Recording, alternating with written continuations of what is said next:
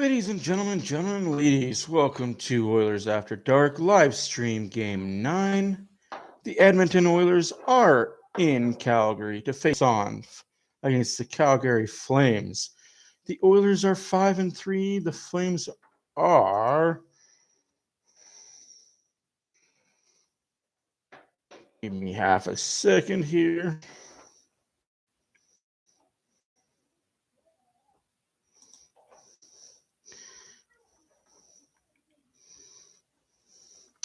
It's kind of loud.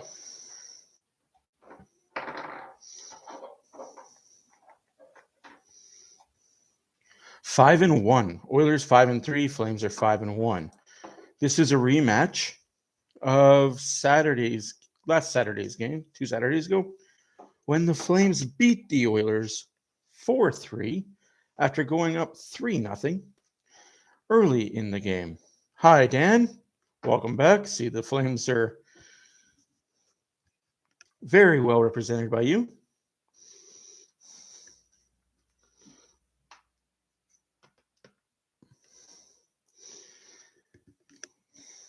I got my bigger board back there, as y'all can see.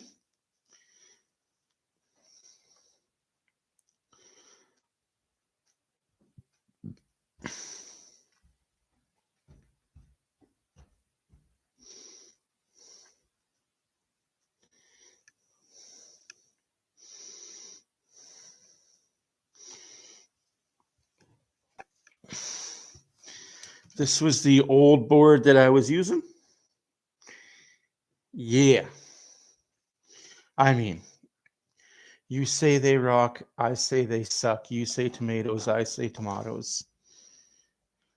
We'll find out at the end of the night who's who.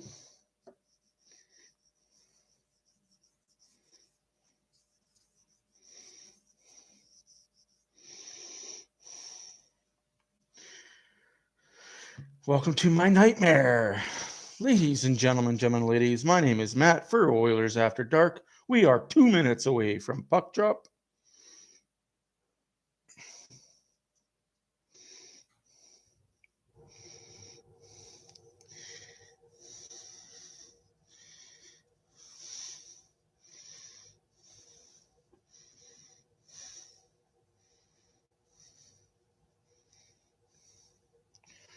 Stuart Skinner is your goalie for the Oilers tonight. Markstrom is the goalie for the Flames.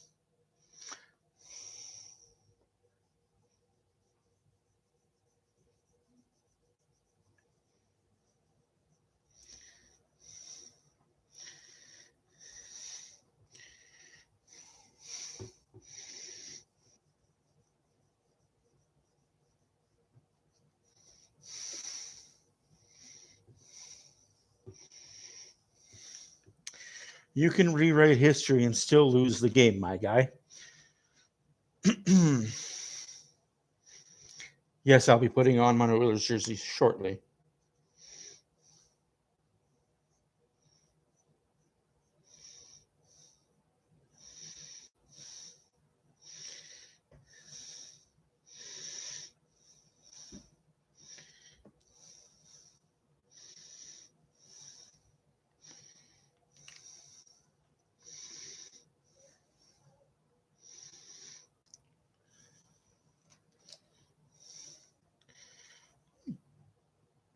Also, when I leave, this will be my Be Right Back board.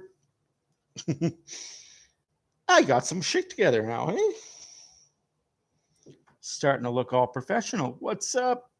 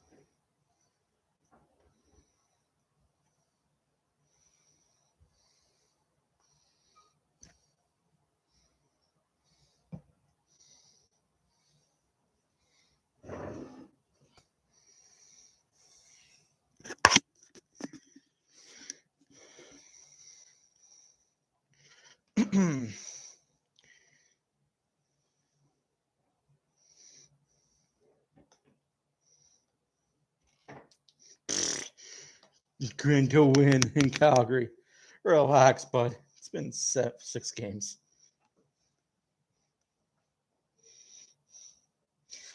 Let's keep it civil here tonight. We are all fans of hockey. We can chirp, we can bash. Let's keep it civil. No unnecessary rudeness to each other. At the end of the day, we are all human.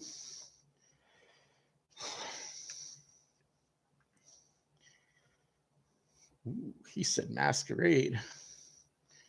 I'd like to know what lies behind the mask you've made. Congratulations, you're invited to the masquerade.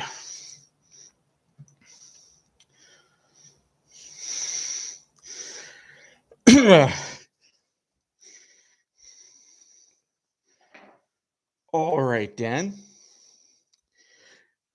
Answer questions 3. That is copyright. If you know what that song is from, that definitely is copyright. If you know what that song's from, you're old. That is a really old song. Still a great song, though. I actually just finished watching Monty Python Search for the Holy Grail, so the whole questions 3 is still stuck in my head very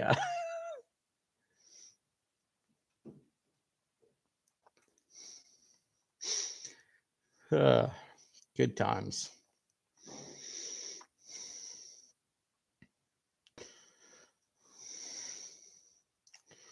Ooh, the teacher made him dance.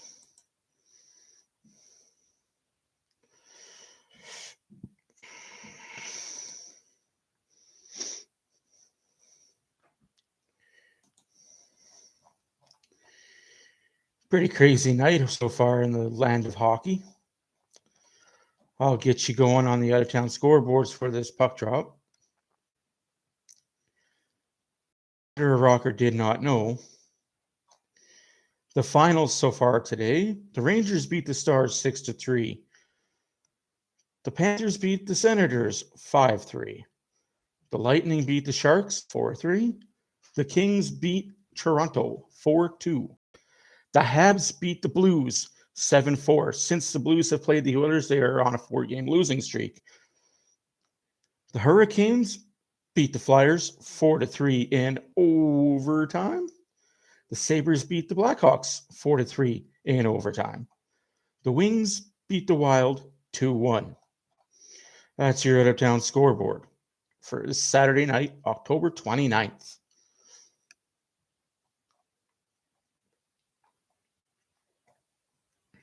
Right now, the Islanders are up 4-3 on Colorado. 5 minutes left in the third period. The Capitals are up on the Predators 1-0. 17 minutes left in the third period. And just starting Pittsburgh versus Seattle.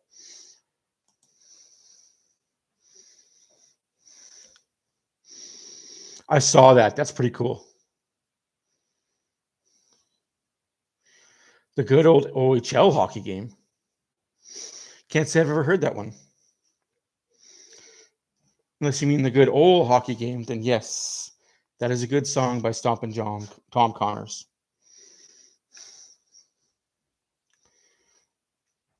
Again, thank you for tuning in. My name is Matt for Oilers After Dark.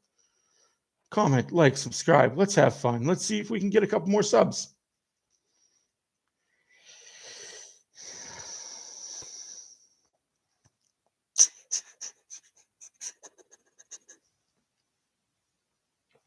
I will shut up for the national anthem.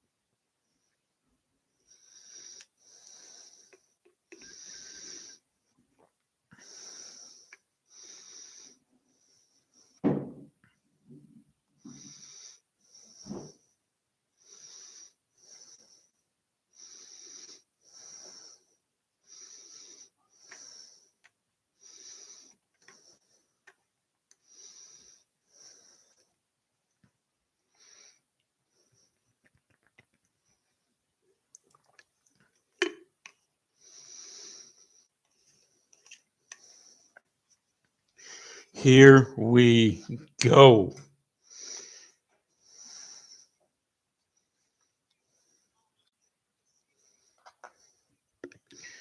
A lot of jibber jabber, wooba wabba, wooba wabba.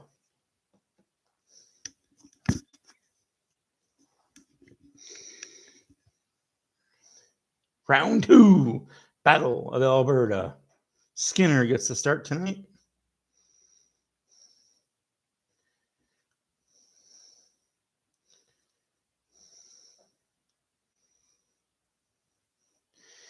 Jacob Markstrom gets the start for the Flames.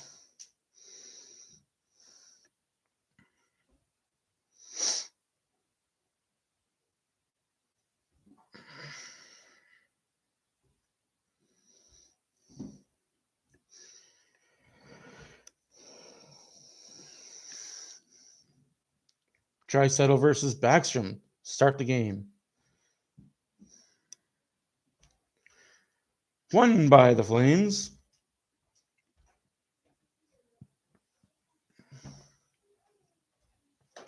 Deep in Edmonton's own, icing. Little bit of a tentative start.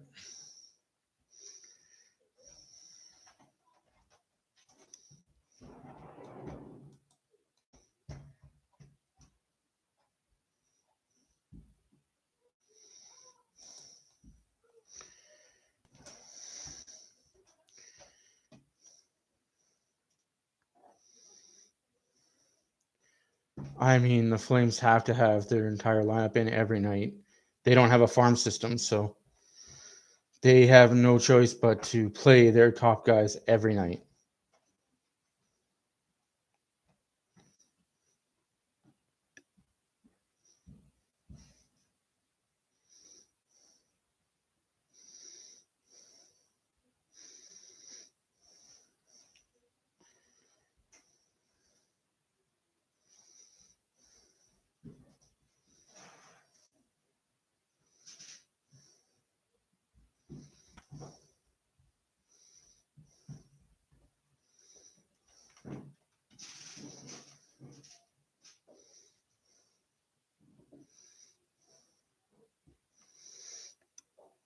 Flames control, dump it into the Oilers zone.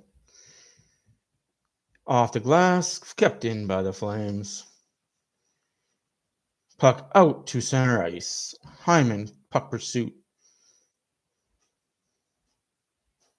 Toffoli dumps it in. Oilers now control.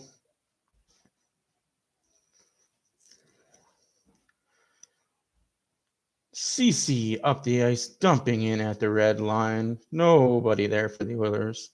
Easy puck clear for Calgary. Kadri. Dubé shot way up high. Minute and a half into the first period, no shots.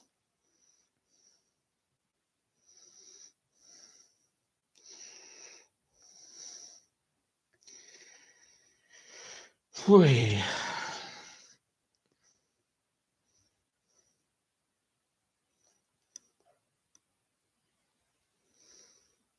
Oilers control off the faceoff, out to center ice.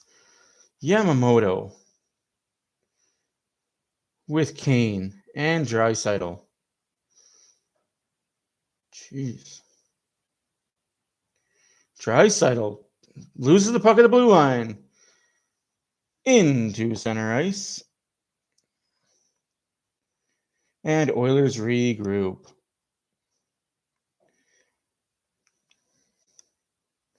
CC and Barry, your defensive pairing, as the fourth line is on the ice for the Oilers with Ryan, Puljujarvi, and Short. There's Holloway on the ice instead of Puljujarvi. Ooh. Still again, Flames with an easy breakout.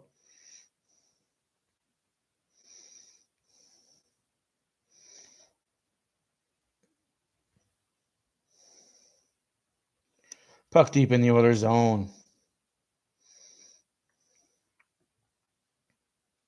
Louis DeBrusk seems like he's in the middle of the action. Not sure if that's wise for him. If I was an Oiler, I'd two-hand him in the face and say, hey, start talking good about us.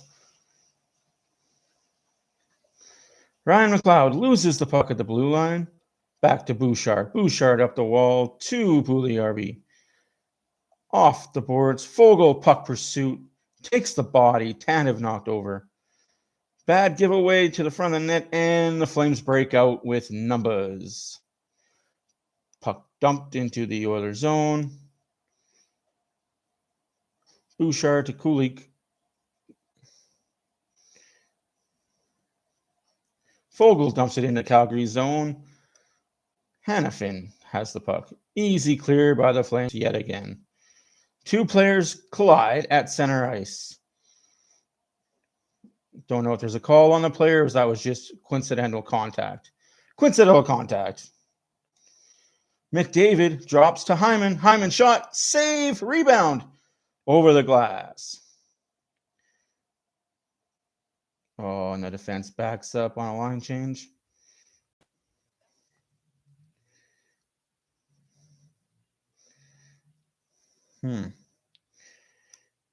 CC up to Hyman. Hyman just a tip in. Is that offside? He tipped it.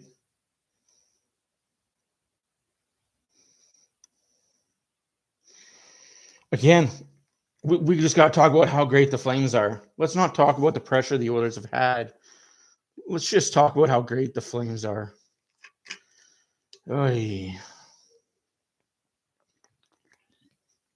Apparently that was icing, even though it was tipped by Hyman at the offensive blue line. But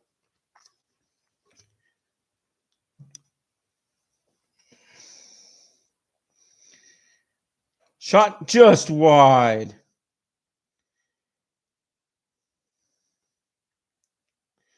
Hyman, if Nurse knew how to pass off people instead of off the skates, it'd be amazing.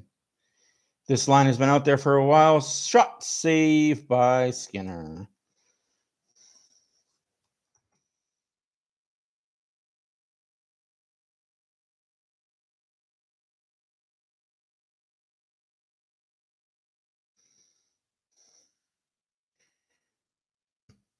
The fact that he missed, doesn't matter if he missed by much, he missed.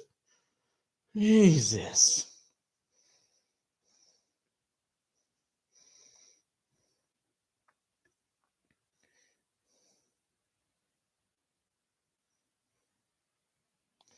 Oilers win the faceoff, but unable to control play. Calgary controls. Shot from the point. Tip. Save. Behind the Oilers net. Kane looking for the puck. I guess holding onto a player's stick is okay in today's NHL. Yamamoto with the forecheck. Yamamoto, Kane, and Draisaitl forecheck. That's a two-hand slash by Draisaitl. Goes uncalled.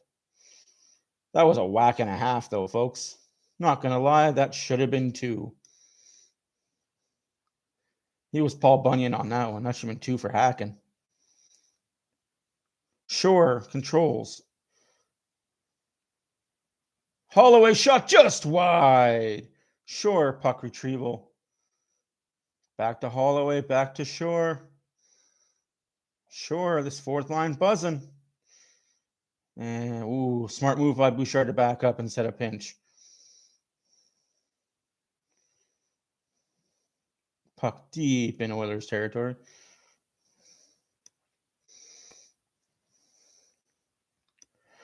Puck back out to Flames territory.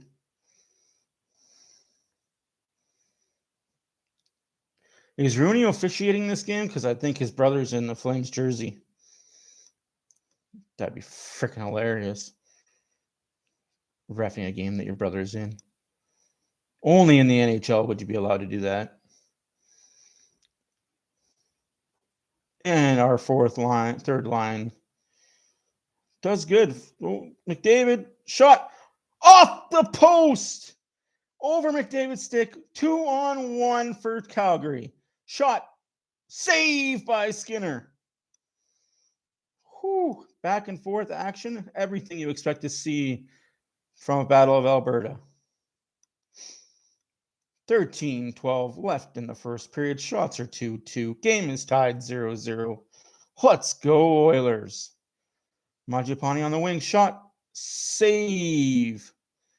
That wasn't missile wide. That was a pad save. Went off the pad and over the net. Please. You're there. You should know what's happening better than the guy that's 100,000 miles away. Good Lord. Draisaitl. Dipsy doodle to Hyman. Yamamoto. Kept in by Nurse.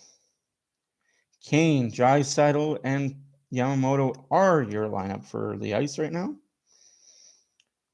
Oilers control, up to Draisaitl. Full changes for both teams. Draisaitl's 1-on-4. Ooh, that could have been a penalty on Draisaitl for being too tough.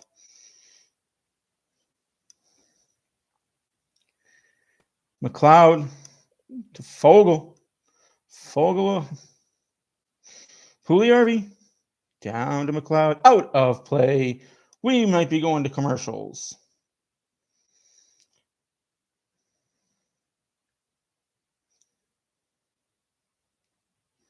Again, why do we start with the Flames highlight? Like,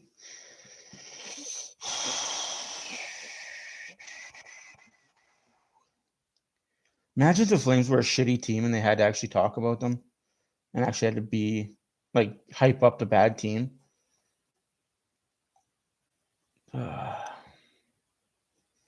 They're obviously not a shitty team, but it just seems like that's what we're getting every time the Oilers play against a team is hype up for the other team.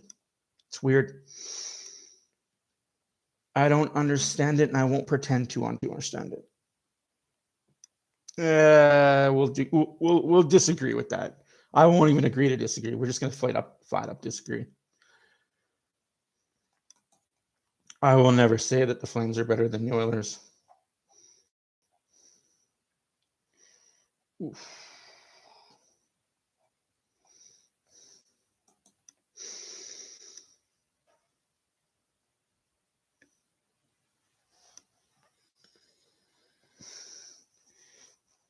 Go Auto.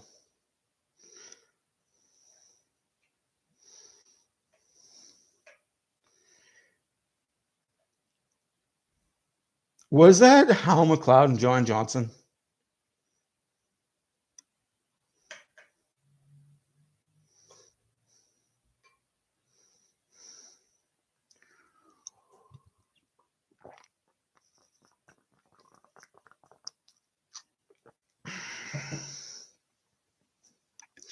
Are they, though?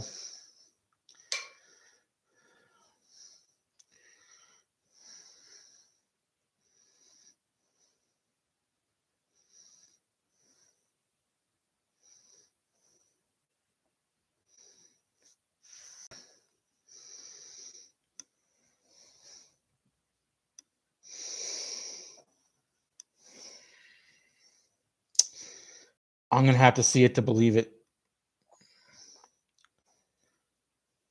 That's a high stick and whistle.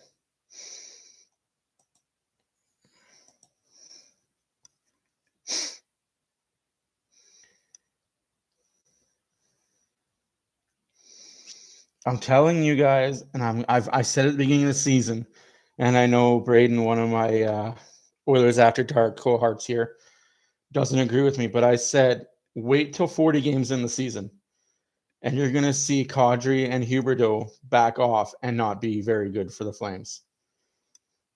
They both had career years last year. They're not going to repeat that this year.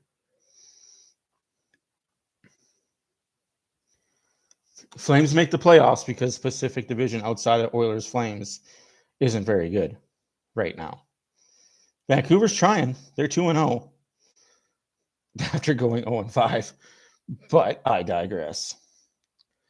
Hyman flips the puck into Flames territory. Puck pursuit by Hopkins and Hyman.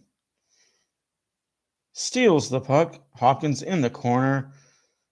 Over to Hyman. Looked like a high stick. No call. High stick with the puck, not a face or anything. Hopkins into the corner. Hyman behind the net. Hyman loses the puck.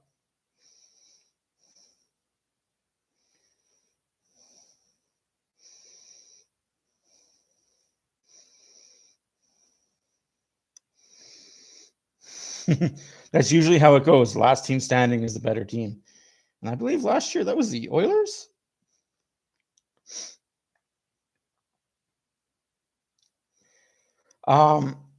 So if the Oilers win this game, here's a little preview. I don't have the picture right now, but if the Oilers win the game, that will be the t-shirt I was talking about a couple nights ago, will be the t-shirt screenshot.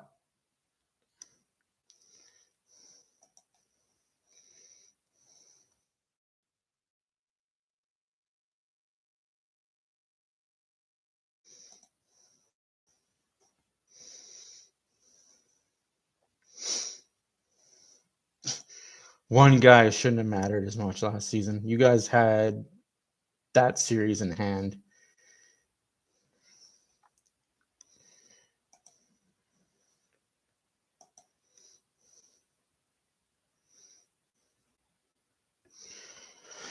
Deep in Oilers zone, Barry with Lucic. Flames control. Back to the point. Shot, save. Rebound, save. What are you doing, Lucic? It's covered. You're going to get punched in the mouth. And we all know what happens when you get punched in the mouth. You don't like it.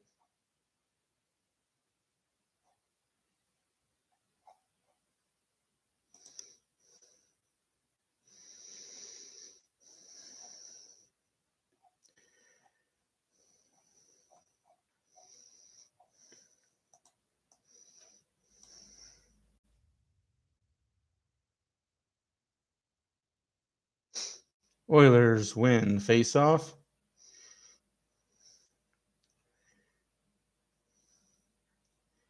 Deep in Oilers territory. Picked off by Draisaitl up the wing. Draisaitl to Bouchard. Bouchard loses the puck to Draisaitl. Shot, save. Rebound.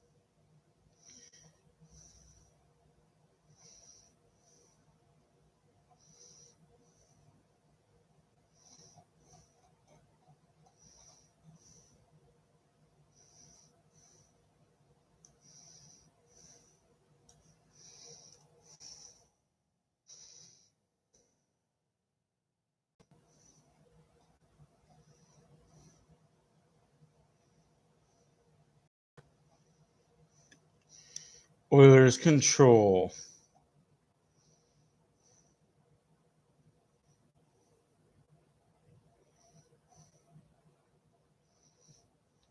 Fully shot just wide.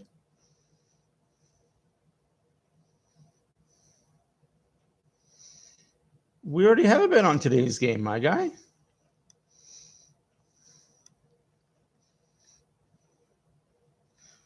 We've already got the bet on today's game.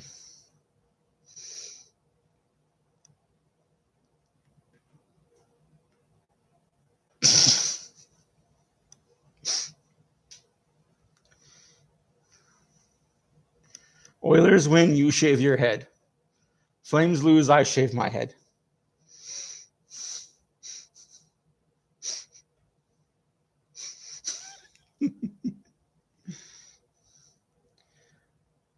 Eight minutes left in the first period. Shots are 5-2 in favor of Calgary. Score is 0-0. McDavid, drop to Hyman, back to McDavid, runs into the ref. Of course he does, because, Niemelainen controls the puck. Up. To Draisaitl. Ooh, dipsy doodles. And offside.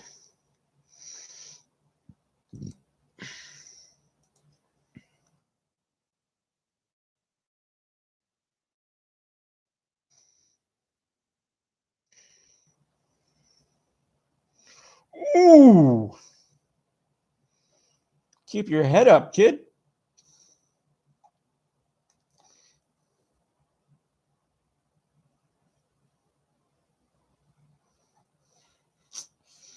Nothing to smile about in Toronto land, apparently.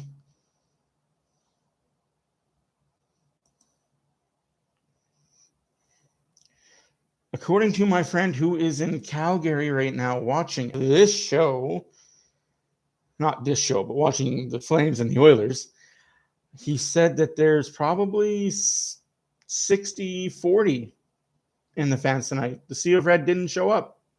What's up with that, Calgary fans? Got to show up for your team.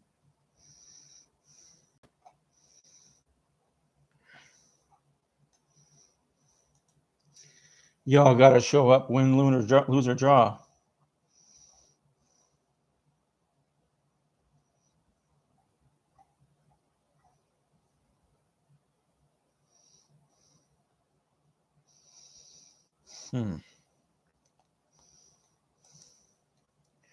Show me your butt cheeks. Let's.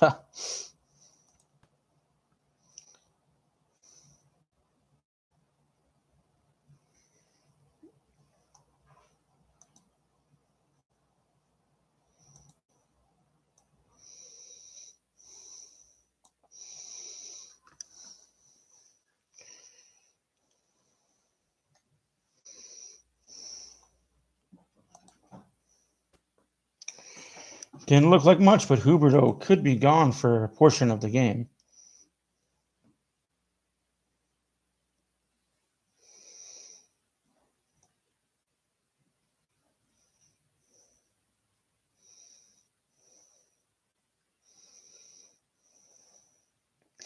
Welcome, Austin. What side of the battle do you land on? We don't care if you're a Flames fan. We love y'alls. Because, hey, without the Flames, there would be no good rivalry.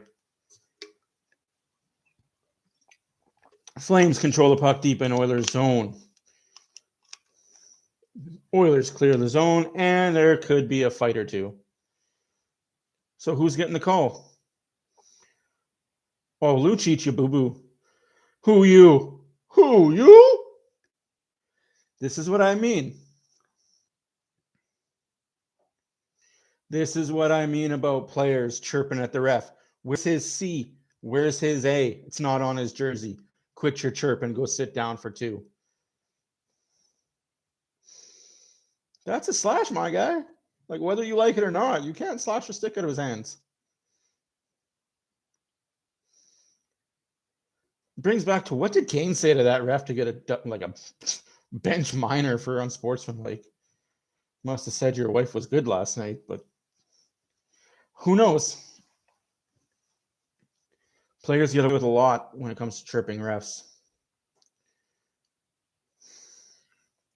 Oilers power play, 6.5 left in the first period.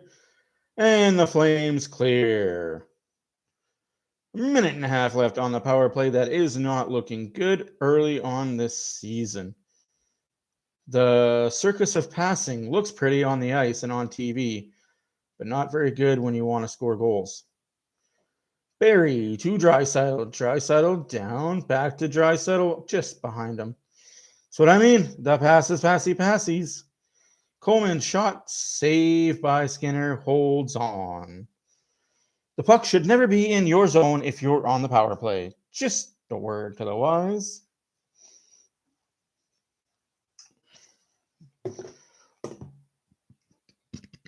Excusez-moi, s'il vous plaît. Nope, because we know the Flames are going to get their fair share of power plays.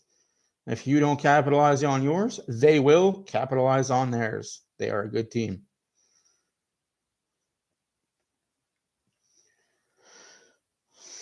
Nurse loses the puck.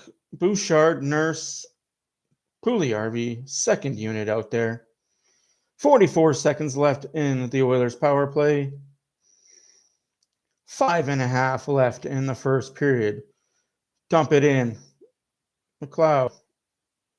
Pugliarvi to McLeod. Kane. Back to the blue line. Nurse. Shot. Save. Pugliarvi. Kane. Over to Bouchard. Shoot! Bouchard. Up to Nurse. Back to Bouchard. Into the middle. McLeod to Kane. Pugliarvi. Snake bitten. 5 seconds. And the Flames kill off the power play. Oilers still controlling the zone.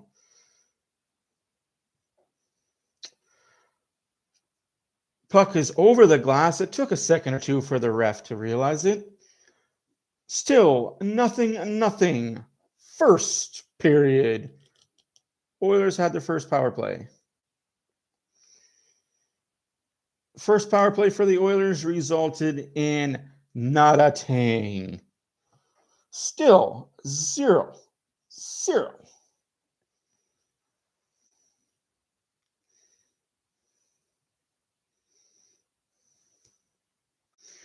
Because we're not the Colorado Avalanche, Vancouver Canucks, Toronto Maple Leafs, Calgary Flames, Montreal Canadiens, Ottawa Senators, New York Rangers, New York Islanders, Chicago Blackhawks, I'm missing somebody, Detroit Red Wings, Winnipeg Jets,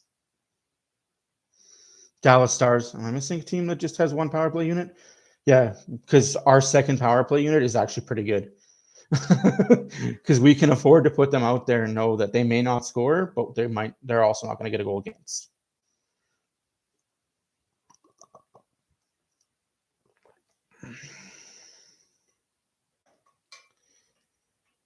Colorado is so bad right now, they use 4 defensemen on their second unit power play. Because they don't have depth forwards. Their best team is a defense. Their best players are all defensemen. Aside from their top 3. Obviously, you have McKinnon, Renton, and Landeskog. But then after that, who's your best player? Niskitchkin? No, it's defense. It's Devontae's. It's Byram. It's McCarr.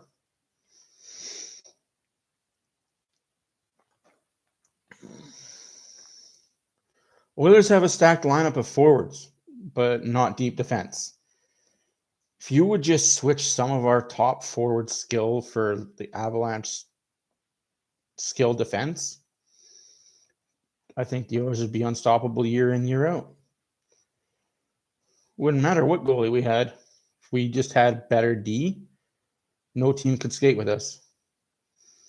But that comes with maturity. Bouchard's getting there. That's why he's playing. Niemelainen's getting there. That's why he's playing. Nurse is still young. Like, people forget. Nurse is only, 25, 26? We've got a young team.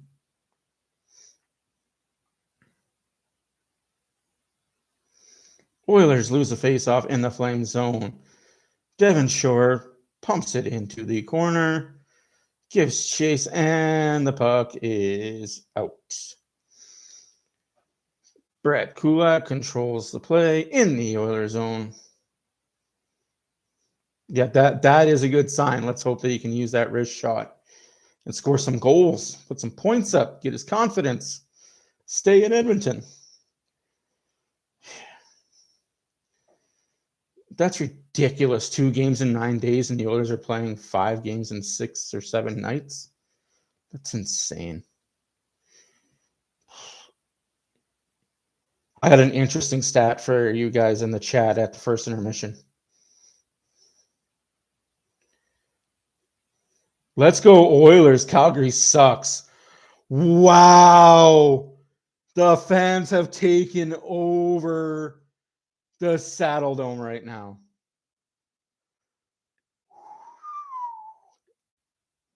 Yikes. Flames fans, let's go. Drown out those Calgary sucks chants. Never heard that in Edmonton. Pugliarvi out front.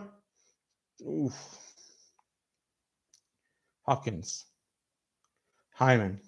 McDavid. McDavid. Ooh. Yep. That's a call. Another power play for the Oilers. I don't know who said what to the officials after last game in Chicago, but it worked. Ooh, Hopkins.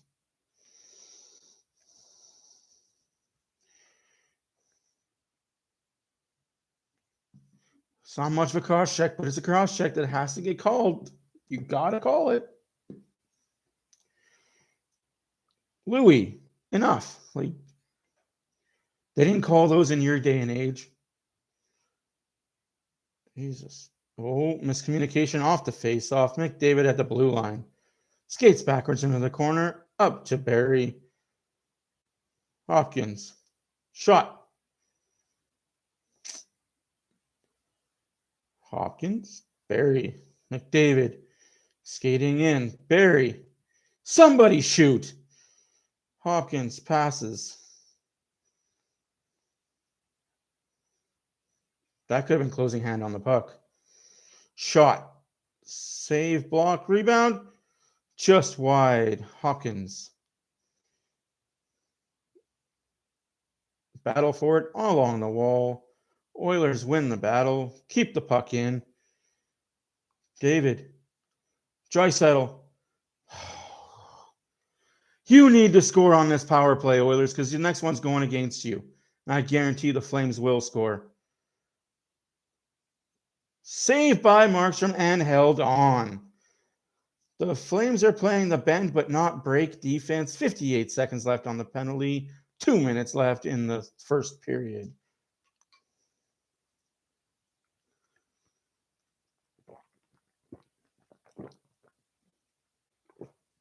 That could have been a penalty. That's a grab penalty. It should have been. Should have been a penalty. But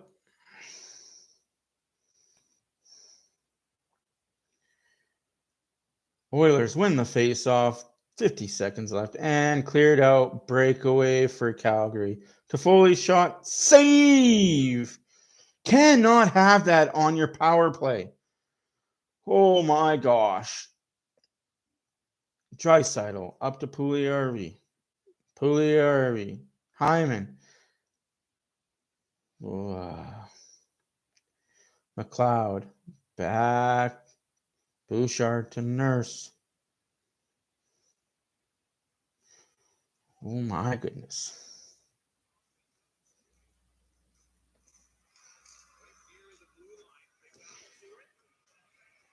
Battle along the boards. Hyman overplays the puck. Shot off the crossbar. Nurse at the blue line. Power play is over. Oilers are 0 for 2 on the power play. 5 shots to 7 for the Flames, even though the Oilers have had 2 power plays. That's what I mean. The Harlem Globetrotter power play does not work in the NHL. You need to shoot the puck.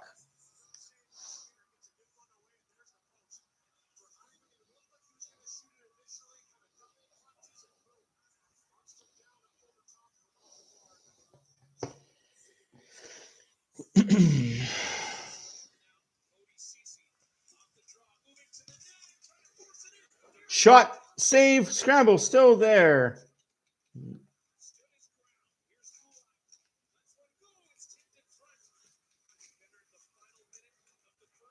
One minute left in the first period. Hollow and shot. No shot. Stick lift good. Oh, Kadri, you're not going to get that call. You're 8 feet. You got that call? Okay. Here we go. This is the power play you didn't want to have happen. Flames are on the power play. Less than a minute left in the first period. Oilers need to kill this. Well, I knew it was coming. I just didn't think it would be on that weak sauce. Like, you stop skating. You're probably the biggest power forward in the league, and you stop skating because, oh, I feel a tug. Give me a break, dude. You wonder why nobody likes you. It has nothing to do with your ethnicity or where you're from. You're just not a very nice person.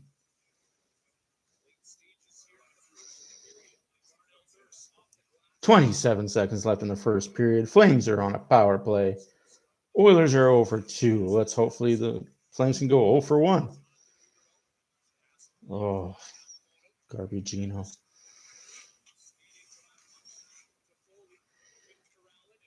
And Draisaitl grabs the puck with 7 seconds left. That'll do it for the first period. Oilers 0, Flames 0. What a battle of a period. Battle of Alberta 2.0. Way better than Battle of Alberta 1.0. For the Oilers, at least. Flames would have liked the same result of the last Battle of Alberta after one. I really, really, really wish I could show the picture.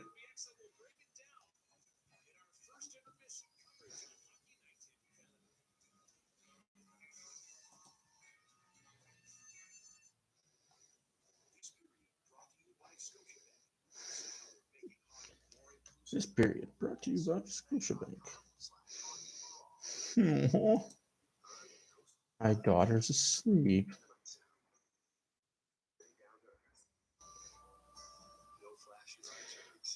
My wife put my daughter to bed tonight. That's good.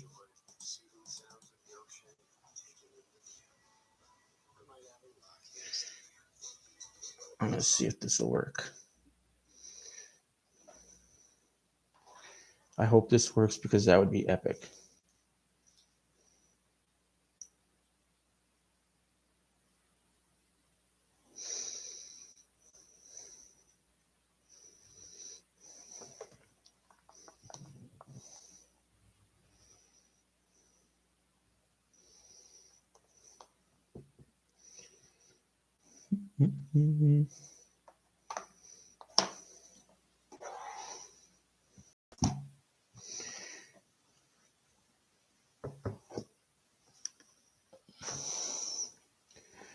Nothing after one period of play.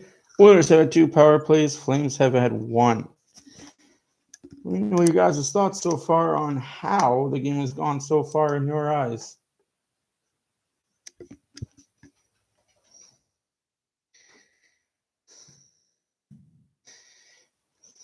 As my wife says, she got up too soon. Daughter started freaking. There's that 2-minute window where you just have to sit and wait.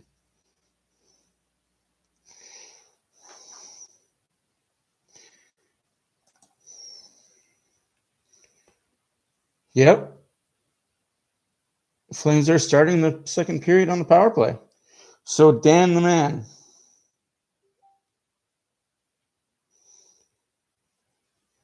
This right here, if it shows properly, that's the t-shirt that I'm talking about. Battle of Alberta champs, Edmonton Oilers. They had one made for the Flames as well. Except obviously the Flames didn't win, so those got shipped overseas. Pretty nice t-shirts, actually. Can I lie and say it isn't already ordered and on the way? It's yeah, I bought one. Yeah, I had to.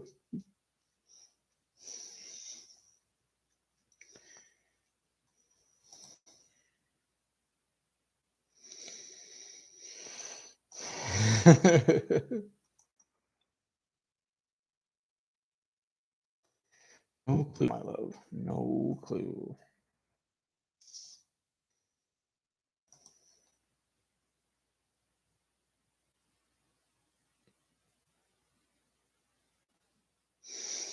Hey, if the Flames go to the when the Flames go to the playoffs, I can't say if because the Flames will make the playoffs this year. When the Flames make the playoffs this year, as long as they stay away from the Oilers till the third round, they'll be okay. That would be some Battle of Alberta for the chance to go to the Cup final. That would be something. The tickets in those cities, though, Tickets to go to those games would be so astronomically outrageous. Oh my God. I couldn't afford to go to a game. Like, I don't know. You'd have to like have remortgage your house, sell your firstborn, cut off a limb and sell that.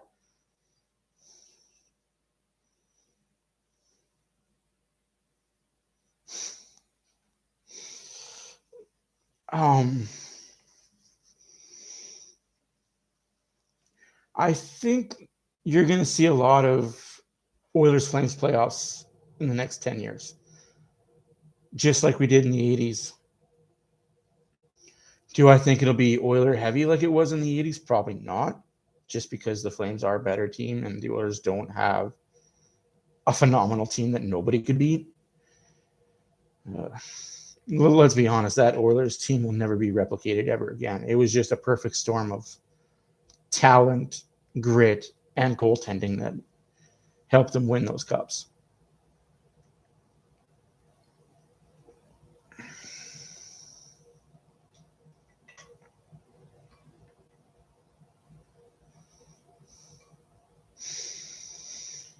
Yeah, that game 5, I have a few Flames fans that are friends that were at my house watching the games. And let me tell you, after game 1, I got ribbed.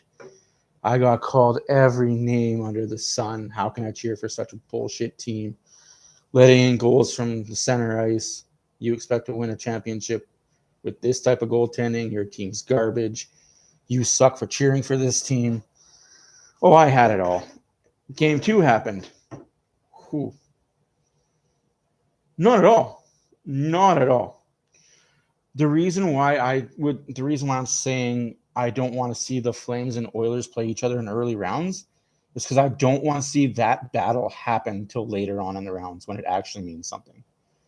Because it sucks to have two good teams go up against each other in round 1 and round 2. I hate the way the playoffs are set up right now. I can't stand it because I can't stand the fact that no matter what in round 1, you're losing a division winner, or at the very least, a top 2 division team. It just makes no sense to me. Go back to 1 versus 8. Who cares if it's 1 versus 4 in the final 4? Or sort 1-2 versus 1 and 2 in the final 4 every year. Who cares? People want to see that.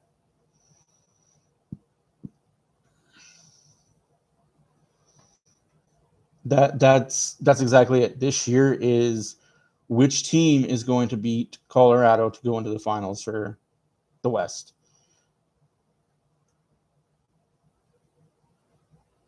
Like I honestly believe there's 3 dominant teams in the West this year, and the rest are mediocre to good.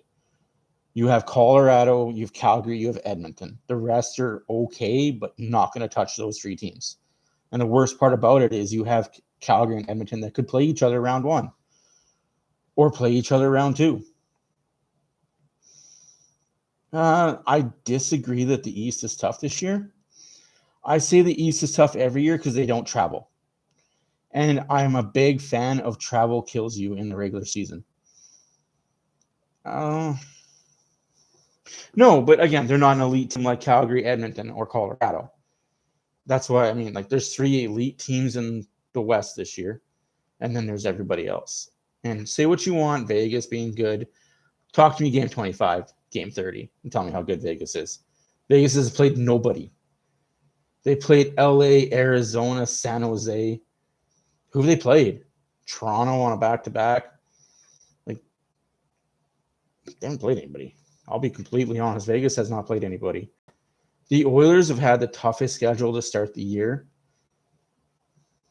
And it sucks, but hey, I'd rather get the toughness out in October than have a grueling schedule in April.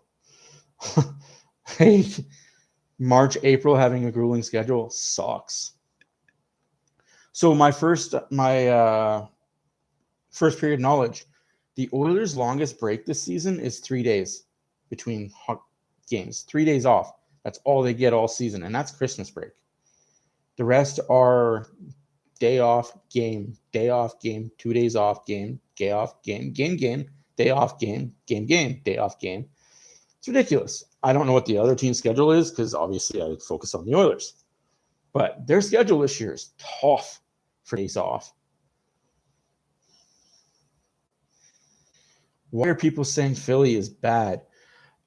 Because a lot of people don't understand Coach Tortorella, and they assume because he's the coach, they're going to be bad. The thing of it is, Philly had the chance to be really bad. If they didn't buy into Tortorella's system of coaching, they would have been garbage. I'm glad for Philly that they bought in. I am 1,000% glad for Philly that they bought into the coach Tortorella.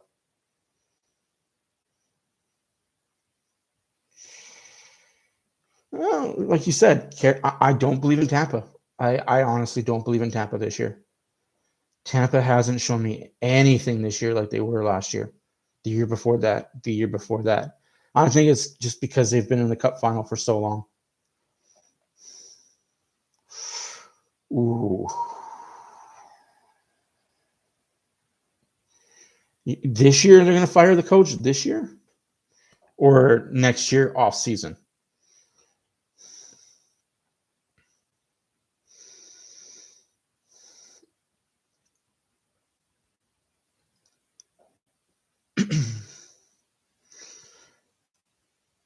Next week. Ooh, that's harsh. I don't think it's a coaching problem. I honestly think it's a forward problem. It's not. What's wrong with Toronto isn't a coaching problem. It's a player problem. It's a personnel problem. It's lack of care. I agree. And I think that a trade's going to happen before the end of the year. You're going to see either Marner or Nylander or Riley moved before the end of the year.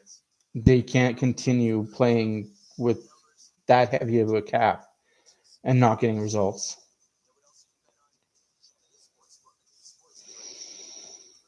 Yep. To be fair, they thought they had a goaltender in Anderson that year, which they did. Anderson was a great goalie. They just didn't want to pay him what he was worth, and he walked. Just like Campbell, they didn't want to pay him what he was worth, and he walked.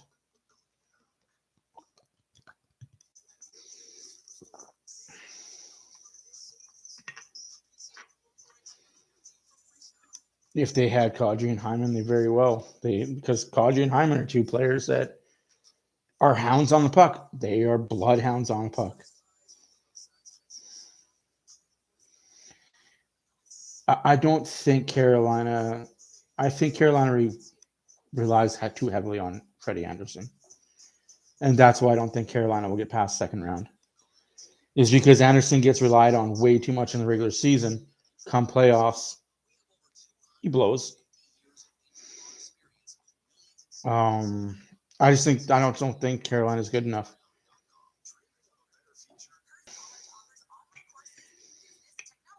That's what I mean.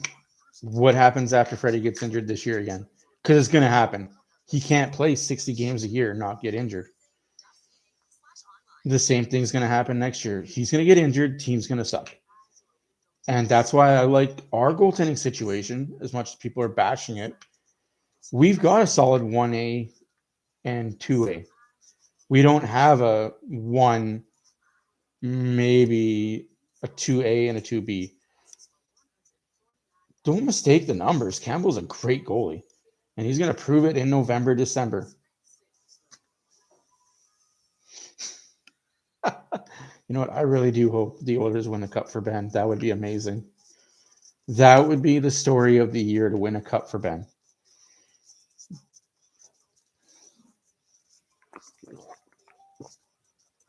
Oh, I agree. Every team deserves a chance. Just because you deserve a chance doesn't mean you're going to get there.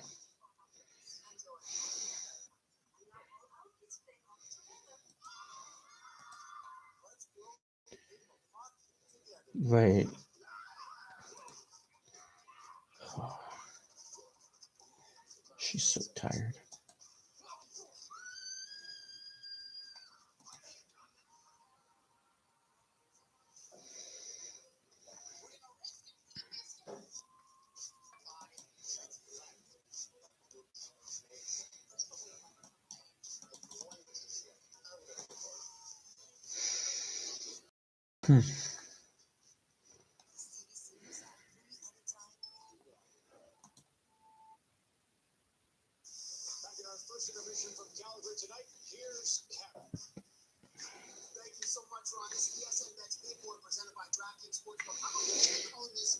Yeah, the East is very interesting.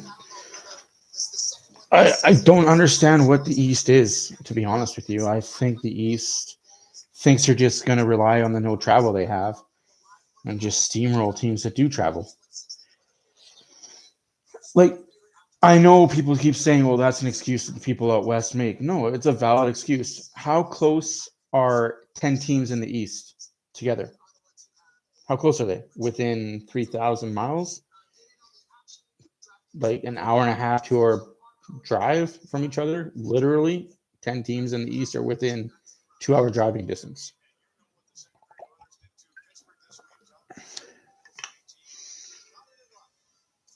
The closest team to the Oilers is 3 hours away driving.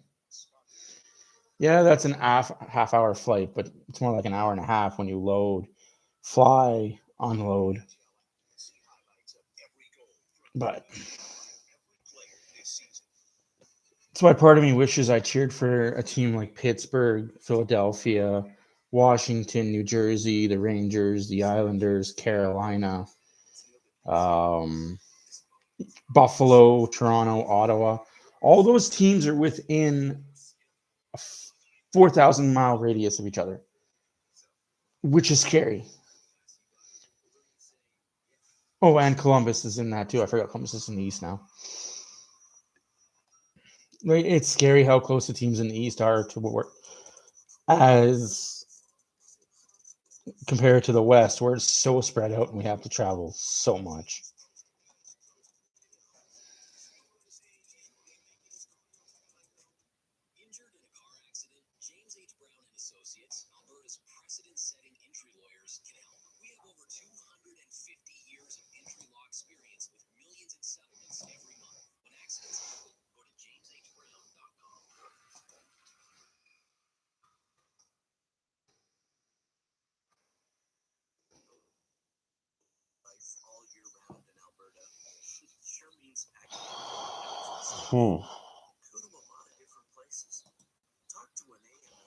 Islanders beat the Avalanche 5-4. Capitals beat the Predators 3-0. Of course, Ovechkin got his fourth goal. Penguins and the Kraken are tied at zeros in the second period. Oilers and Flames tied at zeros in the second period. Rangers beat the Stars 6-3. Panthers beat the Senators 5-3. Lightning beat the Sharks 4-3. Kings beat the Maple Leafs 4-2. Canadians beat the Blues 7-4. Hurricanes beat the Flyers 4-3 in overtime. The Sabres beat the Blackhawks 4-3 in overtime. The Wings beat the Wild 2-1.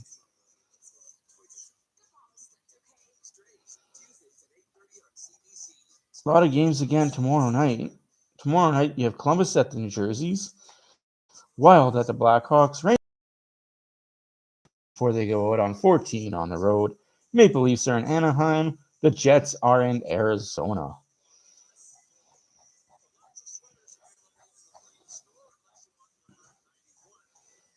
I won't be back here until Tuesday when the Oilers are back home against the Predators, the 5-3, maybe the 6-3 Oilers will be facing the Nashville Predators. 7 o'clock start in Edmonton. 6 o'clock on the West Coast, 9 p.m. in the East. Flames will also be back in the lineup that night as they take on the Kraken. Same time as the Oilers game. That should be interesting. Sad thing is, that'll be the next time the Flames play is on Tuesday. And we are underway.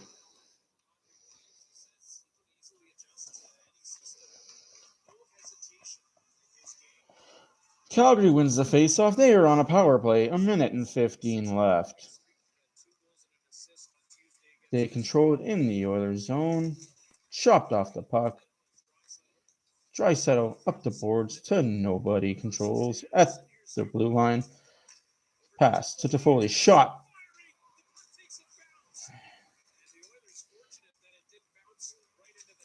Draisaitl Puck at center ice.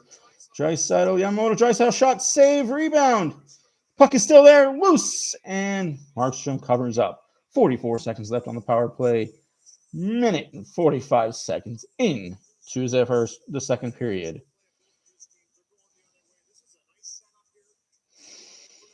Yeah, I don't understand these Saturday early games. I honestly don't get them. This league really doesn't like the Oilers when it comes to scheduling. But what do I know? Yes, Huberdeau was back. He was back last period. He just got a stinger. Again, players getting stingers on their feet. It's what happened to Tavares in that Toronto game a week ago. He got a slap shot to the back of the leg. Oh no! Calgary controls. 30 seconds left in the power play. And it's out of the zone. Heart beating really hard there. Need to get a heart rate monitor on. Mine too, Dad. Mine too. And I'm pushing 40, so my heart can't take the back and forth. 10 seconds left in the Flames power play. It looks like they will be 0 for 1. Oilers are 0 for 2 on their power plays. It's going to be a good battle heading in. Off the skate into the Oilers zone. McDavid up the boards, kept in. Dubé out front, shot wide. Kane. Derek Ryan with Connor McDavid. What are you doing? You don't pass like that to McDavid. You put it on the ground, mofo. You better off just taking that shot. Oh no, Flames 2-on-1. Mangiapane shot. Save off the crossbar, out of play. Whoa, what action we have here tonight. Back and forth. We got lucky there, but so did the Flames. That was Ryan on that pass, not Draisaitl. But what are you doing, clown monkey? Put the pass on the ground. You didn't need to flick it 5 feet in the air. Oh, and then Mangiapane comes back off the tip of the stick, off the crossbar, out of play. Still tied, 0-0. Draisaitl gets thrown out of the face-off circle, or does he? Draisaitl versus Lindholm. Both at 54% on the face-offs. That puck was dropped very unfairly, but hey, what do I know? Puck deep in Oilers zone. Flames control and battle for it. Anderson controls it behind the net. Ceci strips the Flame of the puck. Kane battles. Draisaitl breaks at the Flames blue line. Draisaitl button hooks. Puts it down the corner to Kane, just outside his reach. Draisaitl, Yamamoto, and Kane. Yamamoto back behind the Flames net. Nurse pinches. Hopefully somebody's covering. That's offside. That's offside. How is that not offside? Does this ref have eyes that are crossed? Did he see 3 people? Holy smokes. 17 minutes left in the second period. 10-10 are your shots. Not a ting is your goals. We've had 2 power plays for the Oilers, 1 power play for the Flames. Both teams are 0 for on power plays.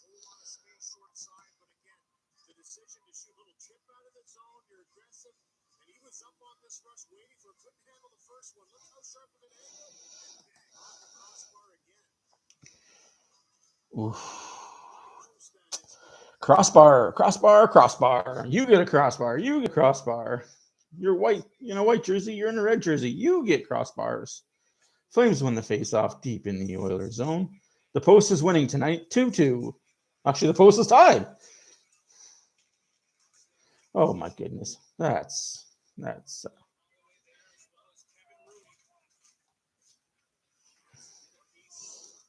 cool.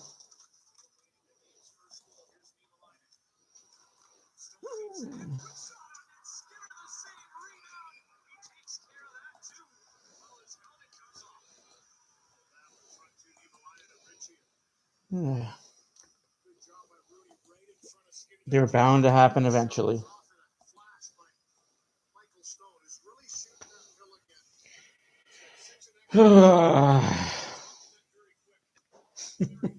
It was bound to happen eventually, ladies and gentlemen, ladies. These bots are everywhere.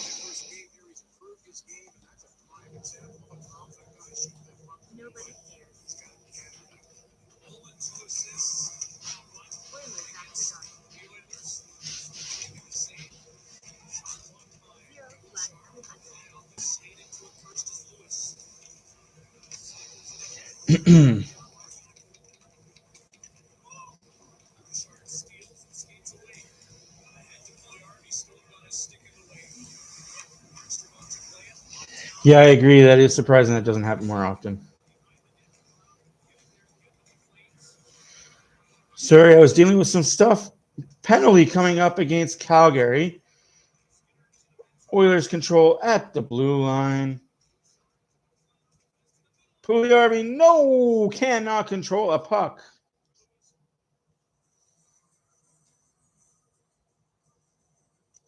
I agree, but that shot, when it's on, it's on. That's the thing with Michael Stone. When his shot is on, his shot is beautiful to watch. But he's a Flame, not an Oiler, so I can't say that he'd look good in Oilers white and blue, though. It's kind of defensive we need. Oh, wait, we got too many of those defensemen. Ooh, that was a high stick for sure. For sure. Power play for the Oilers. Coleman, high sticking 2 minutes. Keep your stick down there, bud. And Flames win the face-off. Barry keeps it in. 0 for 2 are the Oilers on the power play. Barry jousts and loses the puck. Calgary has a breakaway on the penalty kill. Shot scores. Michael Backlund. What the frick is going on, Oilers, in your power play? Figure your shit out, please. Oh. You can't pass it to a guy. You can't pass it to the guy that's got covered by 2 people. If you're going to give it to Barry, put in a position where you can pass it, not in his skates. Calgary 1, Oilers 0. Mike Backlund on the penalty kill. Short-handed goal for Calgary.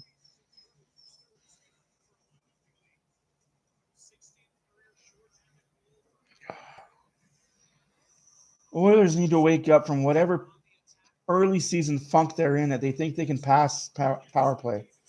McDavid pass in front to nobody. Calgary pokes the puck past Barry. Here we go again. Backlund on the breakaway. Wow. Almost 2-0 Edmonton. 2-0 Calgary. Oilers come back. McDavid. Shot. Pass. Goal by Draisaitl. There we go. No more goddamn passing. Let's shoot the fucking biscuit. 1-1. Power play goal. Shorthanded goal. Battle of Alberta. You have to love it. This is nuts. How do you get scored on? How do you get scored on? Your power play and almost get scored on again. That should have been a penalty. I am 100% saying that slash on Barry should have been a penalty. Should have negated whatever happened next. But the referees are human and they make mistakes. We have a tie game. 1-1. I don't know if that was a Hyman shot or Draisaitl tap in, but I will take that. No, that's a Hyman goal. Take those.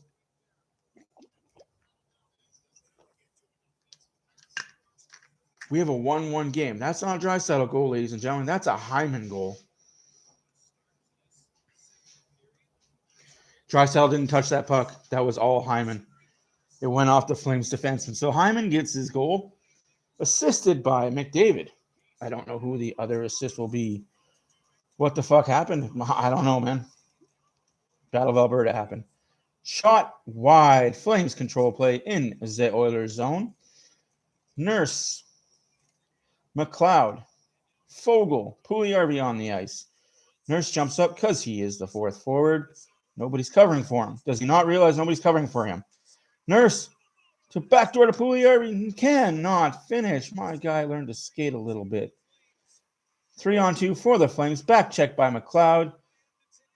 And that's icing. 1-1. 14 minutes left in the second period. 6 minutes in. 11-17 are your shots in favor of the Calgary Flames. Dan, I don't know what happened. I don't know. I will tell you this. Oilers shouldn't have given up that breakaway chance. They shouldn't have got that chance to go the other way.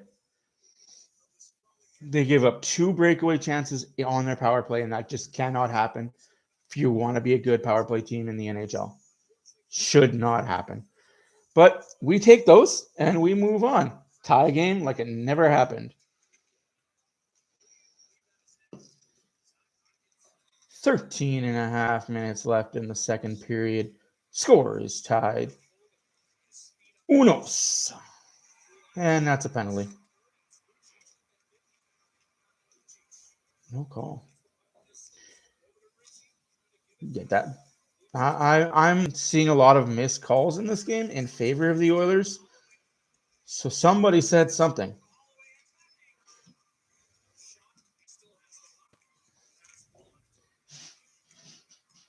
Sure. Holloway. Ooh, nice pinch. Bouchard. Behind the Oilers' net. No, I was saying that should have been a penalty. It looked like Lucic got tripped. But it was not called. I was expecting an arm to go up and no arm went up. That's just me as an Oiler fan expecting every time somebody falls over and Oilers in the spot to get calls. That is legitimately just me knowing the pedigree of Oilers hockey. Player falls over, Oilers in vicinity, there's an arm that goes up. Shore dumps in the net. Kane puck pursuit. Off the glass, out of play. We have a whistle. We have a whistle. We have a commercial. Backlund is your goal scorer for the Calgary Flames. Hyman is your goal scorer for the Edmonton Oilers. 12:35 left in the second period.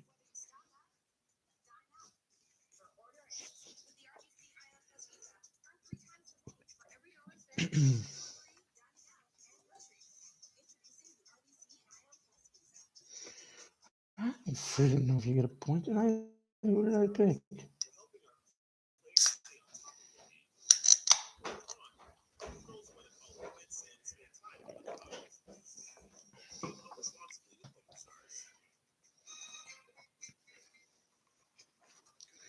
Who did I pick? I don't know.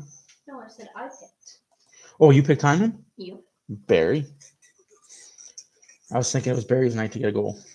Or at least Barry's night to get first goal. The way that this team has been playing, who knew? Oh, I didn't realize these were $2 each. Yes, they are. Are they magnet too? Yes, they are magnet. Only thing is, one is double black. And some are fine and some are pointed. Yes. Oh, too bad they didn't put the blue and orange on.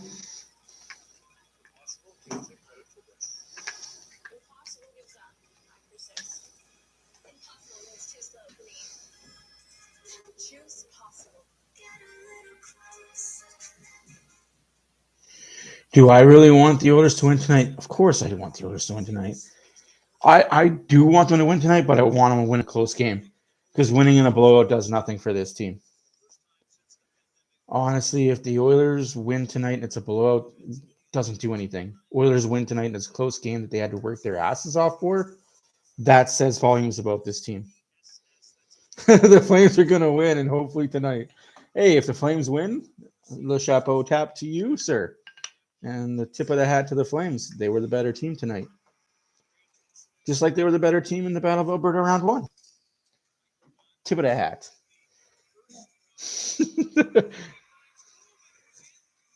Calgary in. Fast shot. Saved by Skinner. Held on. 12:15 left in the second period. Isn't that orange and red? I don't know. I'm colorblind. I don't know. Sure. No, that's red and red. So that's not going on the board because that's just bad juju. What the heck did you... You can put no scoring in the first period, please. Because, yes, no scoring happened in that first period. Oop, dang, that was noise.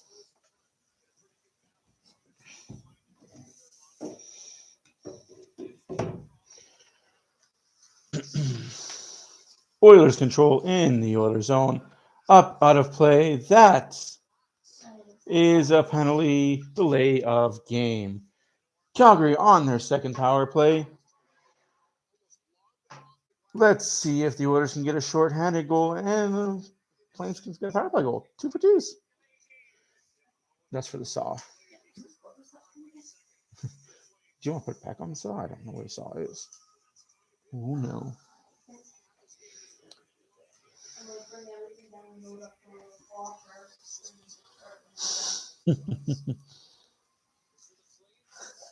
Yep, but hey, these are the ones the team needs to kill. Calgary controls off the face-off shot. Another penalty coming to Edmonton.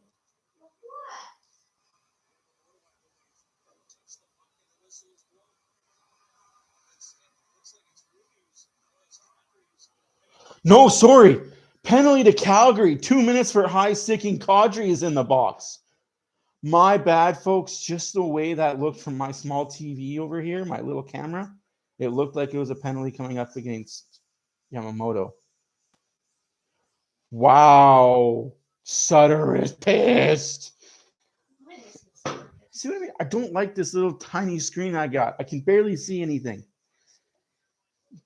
TV right there. Actually, no, I would switch all this around and put the TV in the corner. On a shelf in there. Yeah. Diagonally. The only thing is, there's also no power in that corner. There's a hole in this wall. Power on the other side. I'll make it work. I'm thinking, folks. I'm thinking. Oilers 4-on-4. 11:30 left in the second period. 1-1 is your score. 18-11 are your shots on goal in favor of the Calgary Flames. McDavid dipsy doodles into the corner. In the circles, doing power skating edges. That's what you paid tens of thousands of dollars for. Draisaitl loses the puck. McDavid, puck retrieval, back to Draisaitl. In the corner, outworking.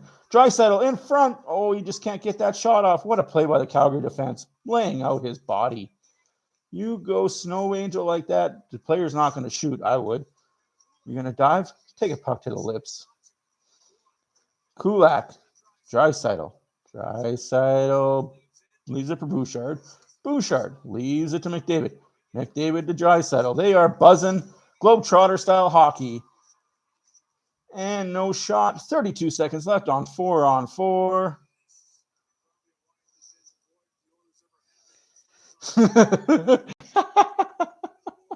Yeah, they would. Oh, what a pass. Just missed. Draisaitl's got to get himself going. I know he's had lots of points, but the scoring just isn't there consistently. I would have taken a slap shot right to the dome. Like you want to lay down like an eagle? Take a puck to the mouth. It'll hurt. Sacrifice your body. Thank you for your sacrifice. Nurse has the puck. The second unit is out for the 4-on-4. I love you. Shot, save, rebound, held by Markstrom. I love you. Okay, thank you.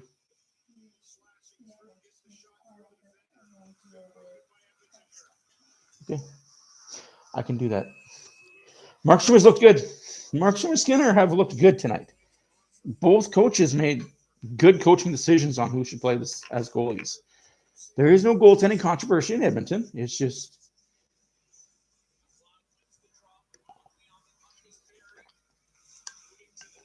Barry has the puck behind the Flames net. 3 seconds left on the 4-on-4.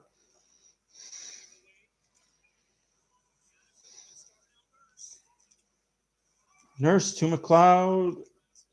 No. Kane down low to McLeod. Not happening. Pugliarvi. 2 seconds left on the Oilers. Briefest of brief power plays. Pugliarvi takes a shot from nowhere. What did you expect to do with that shot? Put it into the moon. Flames come back. Kadri loses the puck at the side of the Oilers net. Back in front. Shot, save, rebound. Back in front of the Oilers net. Flames come close to taking the lead. Tired Oilers group that don't play together normally. I don't like this lineup. Thank you, Skinner, for the save and the hold. That Oilers group does not play together, should not play together in the defensive zone.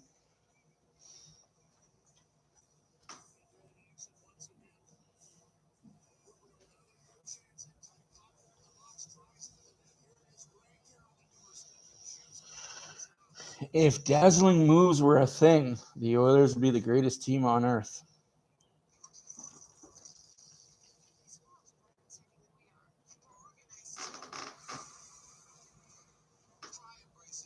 No, it wouldn't be a penalty. So I say that because I'm an old school guy. I'm also that fourth line mucker that will go in there and purposely disturb your shit just to get you off your game. Like if I see you turn the wrong way and I know you're turning to get the puck, I will take a liberty and hit you kind of in the back, but more on the side. But if somebody was to lay down in front of me and to block a shot, yeah, I'd be that guy to take a slap shot at your dome. Why not? You're down sacrificing your body. I'm going to make sure it hurts. You want to block a shot. All right, I'm going to make sure it hurts. But that's just me. I don't condone that for everybody. That's just the way I was raised and the way I grew up. Don't give an inch, because when you give an inch to people, they take that inch and expect a mile. So just don't give up. Don't give. Hold your ground. Take it back.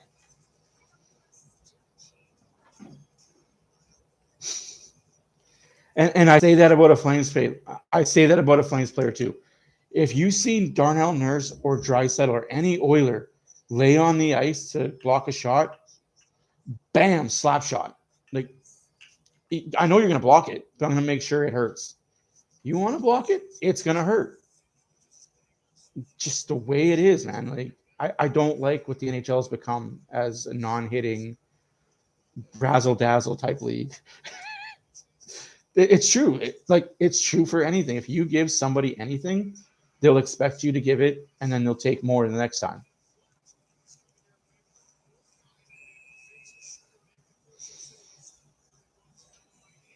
No. That's where you and I differ. You don't ever condone hurting players, but I'm all for that extra shot.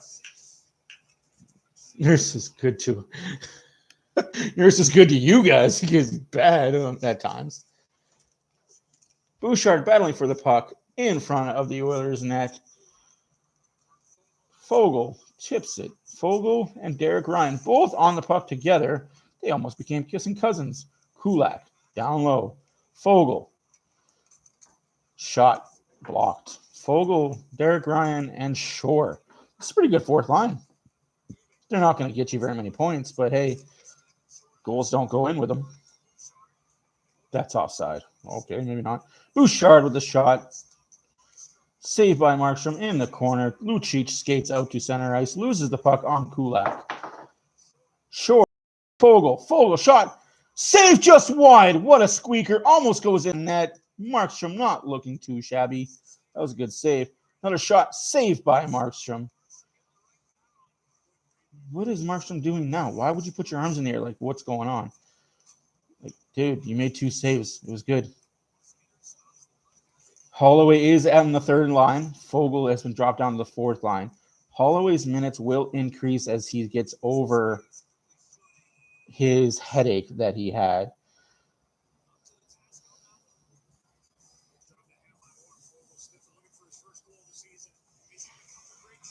$28. Darren Fleury, 16, back when opening the scoring against the Oilers tonight. Well, man, down in the second.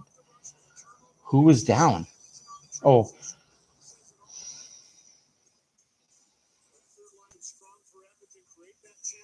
That's interesting. Darren Fleury, man. That guy, he was I've got some stories of post-NHL career if they're in a flurry, but another story for another time. Draisaitl shot, save, rebound, backhand by McDavid into the corner. Yamamoto. Boy, what a hit. Flames control, get the puck out to center. Niemelainen and Barrie are your defensive core for the Oilers.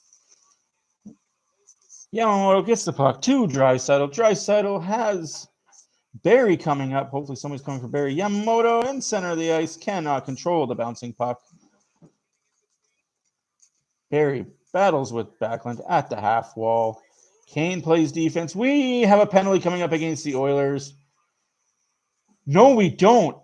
What is going? I live in bizarro world, dude. Hey, sports. Business opportunity. What would you like? Oilers After Dark is our email. I will have Braden put that information on the interweb. Wow. So I don't know how that was not a call against Kane. I don't get it. That was a penalty 10 times out of 10. That's a cross-check, interference. Call it what you want to call it. That's a penalty. Oilers are getting away with some stuff. And I know Daryl Sutter as well as I know Daryl Sutter. He will talk to the refs in between the periods, and the Oilers are going to get 3 penalties in the third period. Hopkins behind the net. Up to Nurse. Nurse shot in the corner, wide of the net. Kept in by Hyman. Hyman to McDavid. McDavid to Hyman. What a play by Tanev. We have 6.5 minutes. No, I didn't almost fall out of my chair. I was just shocked as hell that wasn't a call. Like, seriously, that's a call 10 times out of 10. It should have been called. And Flames fans on Twitter have every right to gripe about that call. Now the Oilers have a penalty coming up. There's the penalty. Power play for the Flames. 6:16 left in the second period. 1-1 is your score. 23-18 are your shots in favor of the Flames. Nurse was high sticking.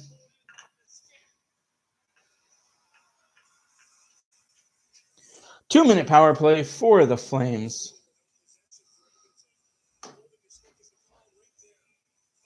Holding the stick against Nurse. Well, yeah, you got the guy's stick and you're trying to rip it out of his hands. What do you expect?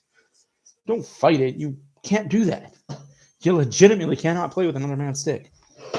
Shouldn't do that in public. Shouldn't do that in your private homes. Don't play with another man's stick. Flames are 0 for 2 with one shot on their power play. 6:14 in the second period. Flames win the face-off. Control play deep in Oilers zone. Draisaitl up the ice to nobody. Shot just wide. Bouchard slams it up the boards. Clears down the ice. I know, I'm funny. It's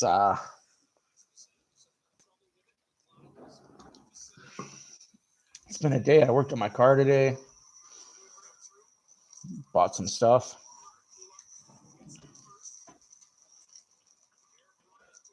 Bouchard to McLeod. McLeod skates up the ice. He's got Hyman with him by the looks of it.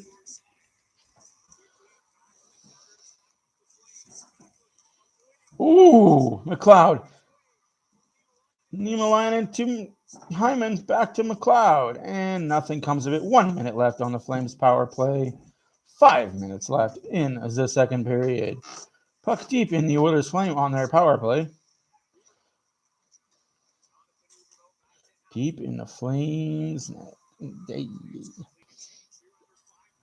43 seconds left on the power play. Flames carrying it up the ice. CC blocks that off. Hard around the board by Niemelainen. Not hard enough. Mangiapane keeps the puck in. Mangiapane passes over everybody's head. Back to Mangiapane. Back to the point. Hanifin to Mangiapane. Shot blocked by Derek Ryan. 21 seconds left on the Flames power play. 4.5 left in the second period. 1-1. Flames control. Dubé loses the puck. Oilers have the puck, carry it out of the zone. Hyman, shot on net, save, out of play. 4 seconds left on the Flames power play. Flames will be 0 for 3. Thank you, sir. Appreciate that. Can't wait to be interactive with everybody.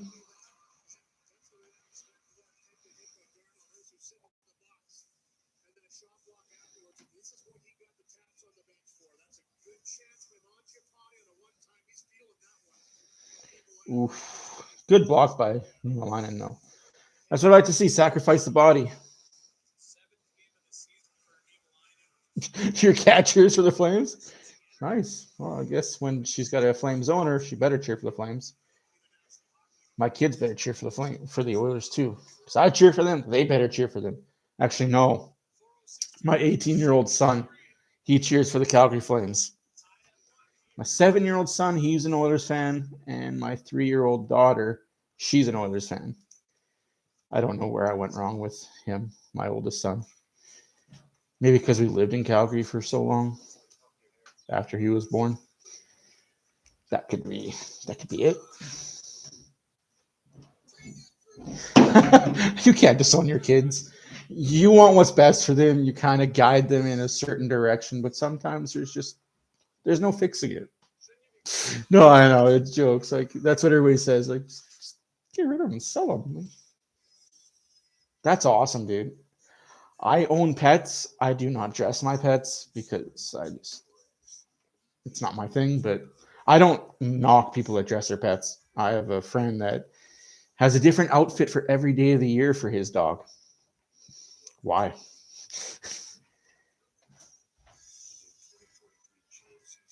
Are my pets with my dog could care less. My dog could care less. Like, my dog only cares if there's water in his bowl, food in his bowl, and he's got a place to nap 24/7. Other than that, my dog could care less what goes on around him.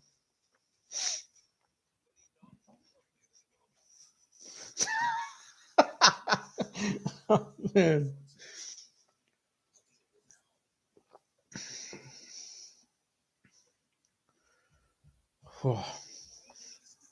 It's looking like a goalie duel tonight, though.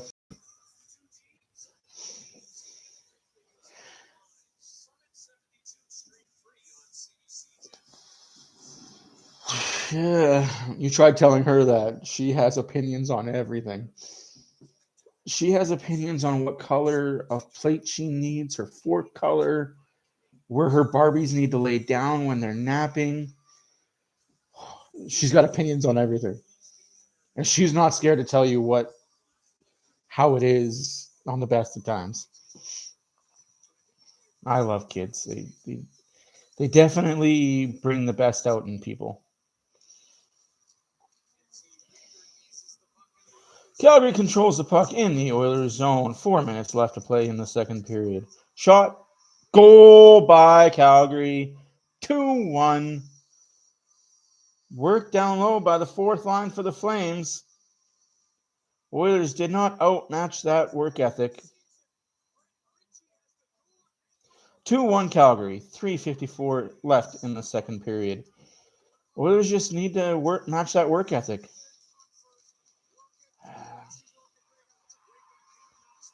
I hate to say it. That's McDavid again, not recognizing. Just not recognizing that he's got to be that defenseman.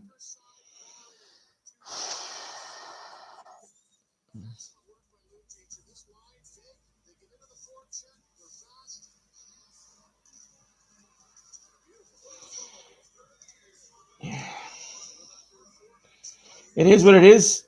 Oilers have lots of time to tie the game. Face off deep in the Oilers zone after that whistle. That's just not recognizing defense's zone coverage. That's what that is. Richie found a soft spot. That explains it all, too. Like, what is Pugliarvi doing on that line? Did he earn his ice time to be up on that first line? I don't know.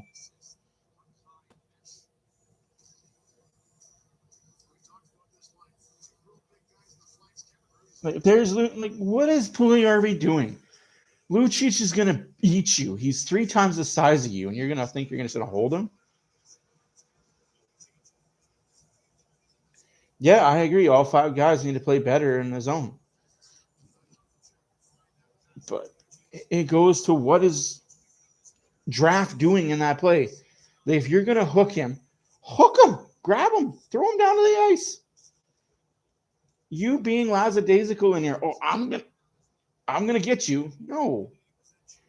Good Lord, no. Come back here, you. I'll catch you.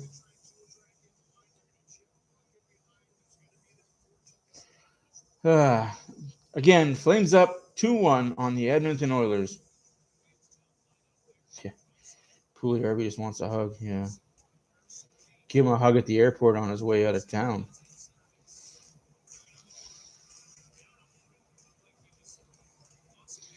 That's terrible. I hope he comes to Saskatchewan. Oh, we got sloppy hockey now, and the Flames love this style of play. This is the style of play that benefits the Flames. This no structure, keep everything in the neutral zone, clog up the neutral zone type of hockey. But oh well.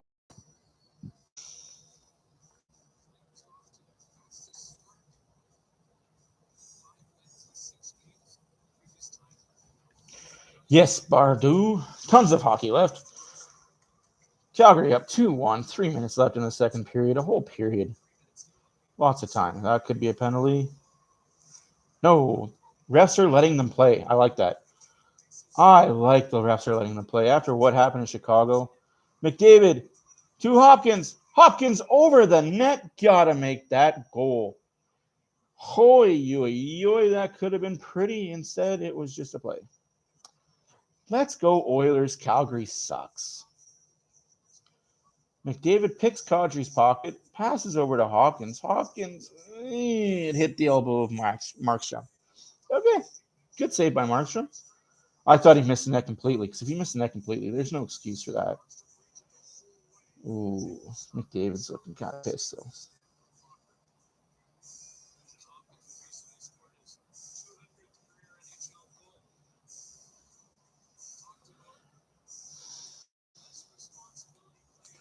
Calgary wins the face Flame zone. Up to center, down into the Oilers zone. Bouchard and Kulak on as a defensive pair. Hyman just settles things down, carries the puck into the corner. Hits Anderson in the corner. Hyman battling with Anderson. Anderson wins that battle. Hopkins puck pursuit out to center ice. That is icing on the Flames. 2:14 left in the second period. 2-1 Flames. 27-21 are your shots for the bad guys, the Calgary Flames. Out of town scoreboards. Seattle's up 2-1 on Pittsburgh in the second intermission. That is the only other game going on right now. All other games are final. Oilers win the face-off. Niemelainen at the point dumps it in. Flames have retrieval and dump it down the ice. Pugliarvi grabs the puck at center to Niemelainen. Up to McLeod. Tipped in for Foegele. Puck pursuit. Kept in. Pugliarvi to McLeod. In front to Foegele. When are the Oilers going to learn that you can't score from behind the net? That is my biggest pet peeve. Let the guy stand back there. What the hell is a guy going to do behind your net? If you just play your posts, put your stick down, play your posts, let your goalie know you got him. Look behind you, make sure the forwards got their guys. That guy behind the net is not going to beat you. But here we have 2 defense behind the net, ends up in the back of our net. It just makes no sense to me.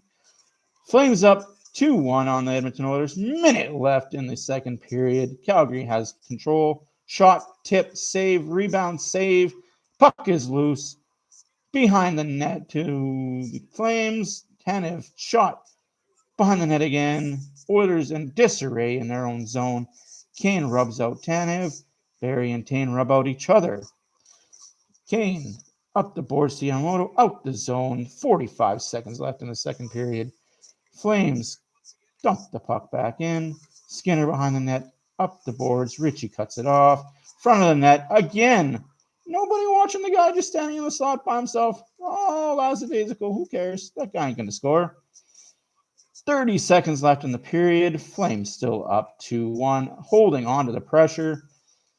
Puck picked up by Kane, dumped down the ice, icing with 22 seconds left. Good God, this Oiler team makes me want to bash my head against things.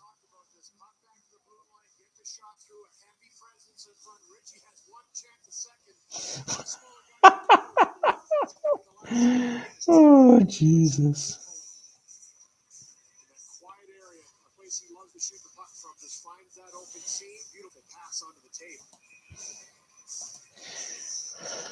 Oh.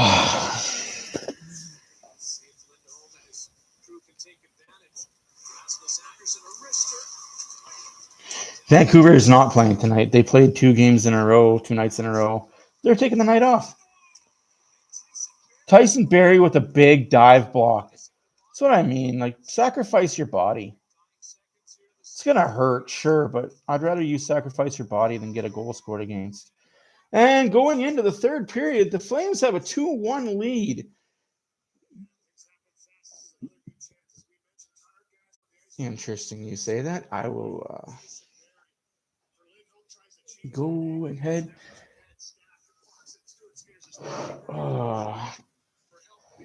She moved my... God damn.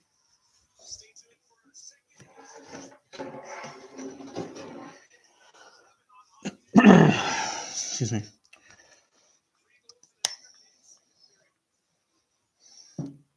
It's going to be a very interesting third period, ladies and gentlemen. Gentlemen and ladies, thank you for watching Oilers After Dark. My name is Matt. I will be here 82 nights a week. We are on night 9.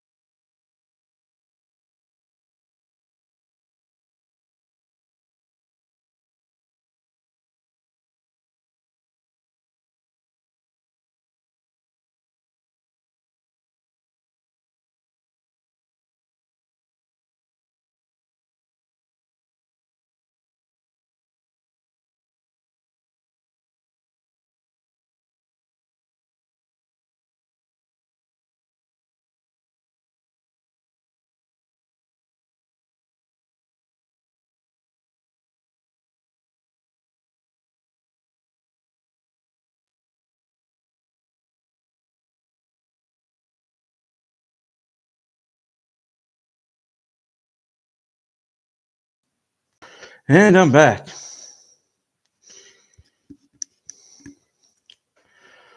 What a second period that was. Back and forth, power play, couple of goals.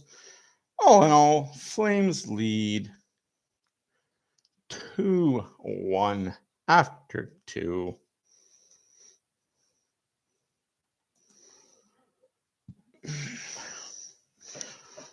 Let's see here.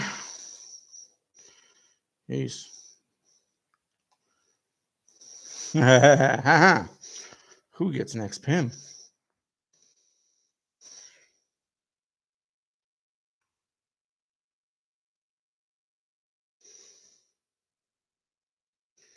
Always alphabetical order, kids.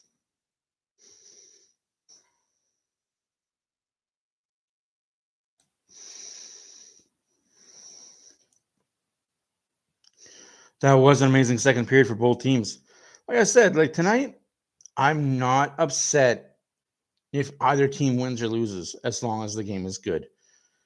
I'd be more upset by a blowout win by either team because then you haven't learned anything, you haven't grown. You're still playing the same shitty brand of hockey. And we don't like shitty brand of hockey here in Edmonton. If we're going to lose, I want to lose in a battle. Like, I want to make sure that, yeah, you beat us, but you're going to feel it. You're not walking out of this unscathed. Just like if the Oilers do come back and win this game, I don't want the Oilers to not be battle tested. Tonight is a big night to prove, yeah, we can hang with this team. It sucks we only see them one more time this year, but hey, come May, June, different story. Who knows? Who knows what the standings will be like at the end of May?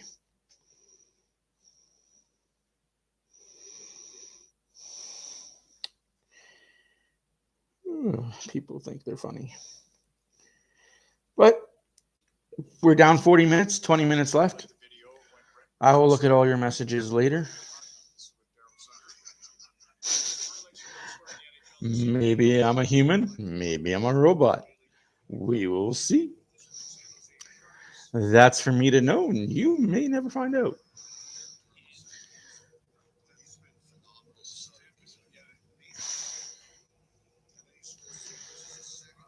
Jeez. Carlson's starting to heat up for San Jose, eh?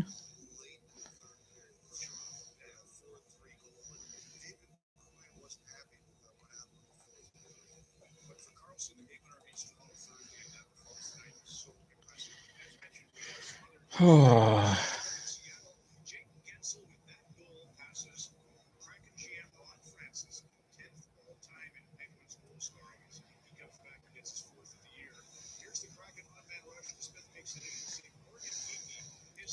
Seattle's up 2-1 on Pittsburgh at the end of the second period. I did not see that coming.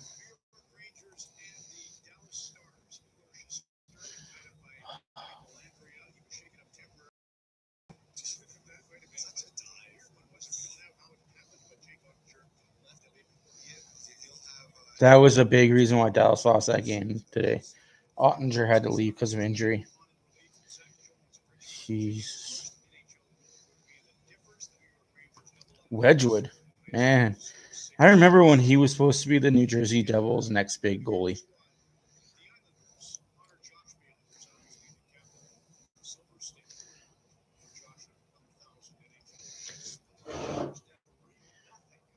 Your shots at the end of two periods are 28-20 for the Calgary Flames.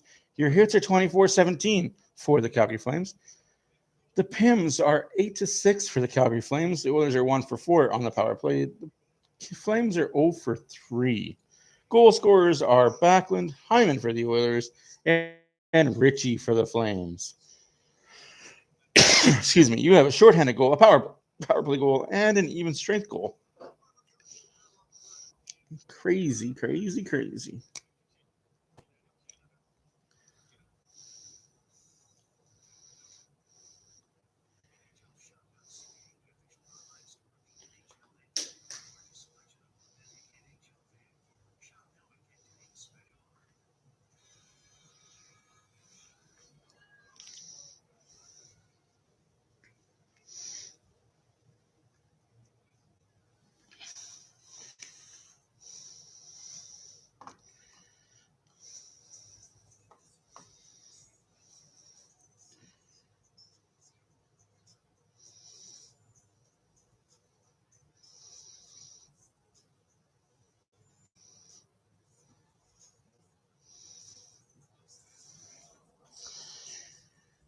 course, McDavid gets an assist.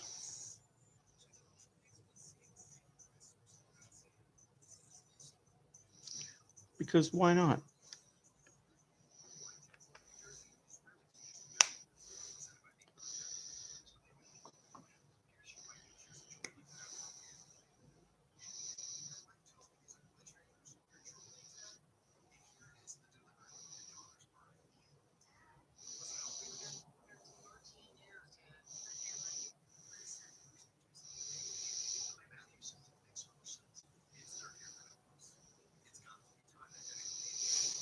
Big third period coming up for the Oilers.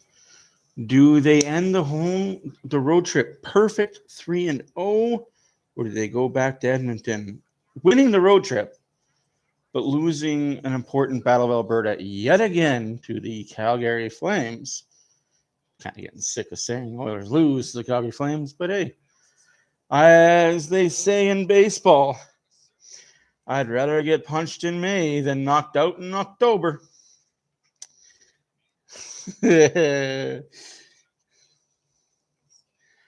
for this instance, I'd rather lose in October than get knocked out in June.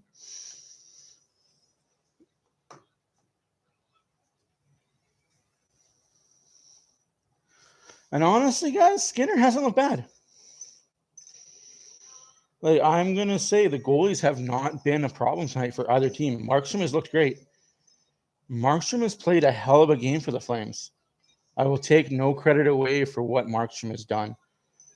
I will take no credit away from what Skinner has done. It came down to one sloppy play in the defensive zone by all five guys on the ice for the Oilers, and that was it. One play. Hey, Oilers give up more than that usually. So if one play decides this game, 1 minute of oopsie damn shit. Hey.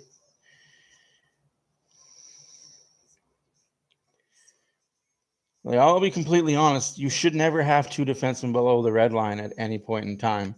But the three forwards on the ice need to cover somebody. Turn around and cover a guy.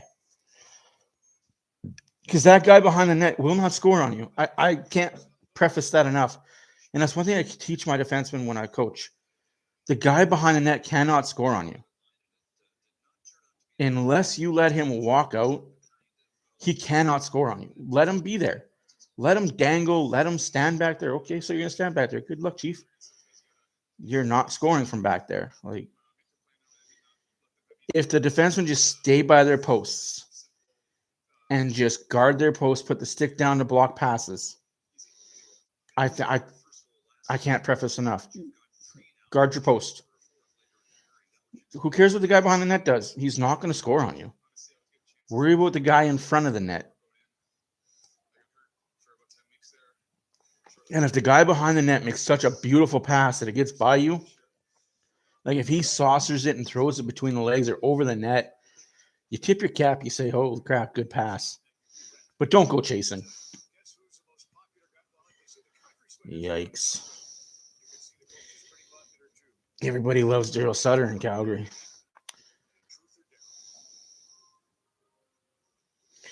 You know what? I really don't want to be saying anything about Twitter. All I can say is I don't have an affiliate to either side of the fence. I'm not a left-wing person. I'm not a right-wing person. I'm an independent person. I see both sides of the counter and both sides of the coin. I will say all these soft people leaving Twitter, though, because it's owned by a different person, grab a pair of balls and grow up. Like, seriously, just grow up. Like, it's social media. What would they say? Like, this is my thing. What would you say back in the day if Earl Hebner decided, hey, I'm going to buy Facebook. I'm going to buy Twitter. I'm going to buy it all. I own Playboy. I'm going to buy it all. What are you going to do? You're going to leave every social media platform because the guy that owns Playboy now owns everything else? No.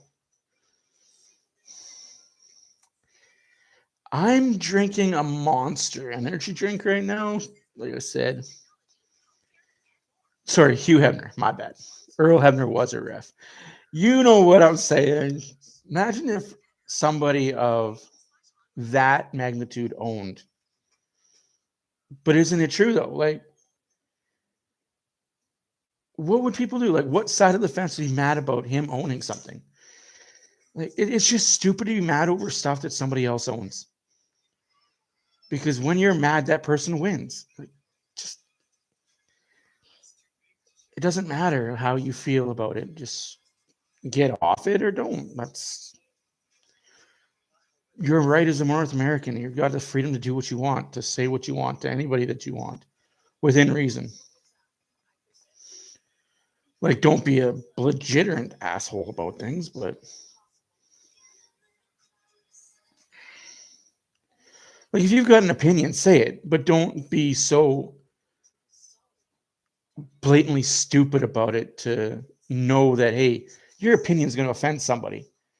Just know that whatever you say will offend somebody. Like me, I say things on here. I know I offend people, but I don't apologize for it. Just like you have your opinion. Canada, I hate to tell you, Dan, Canada's not a free country. I could give you so many reasons why, but Canada is not a free country. We have a government, do we? Because we have government, we're not free.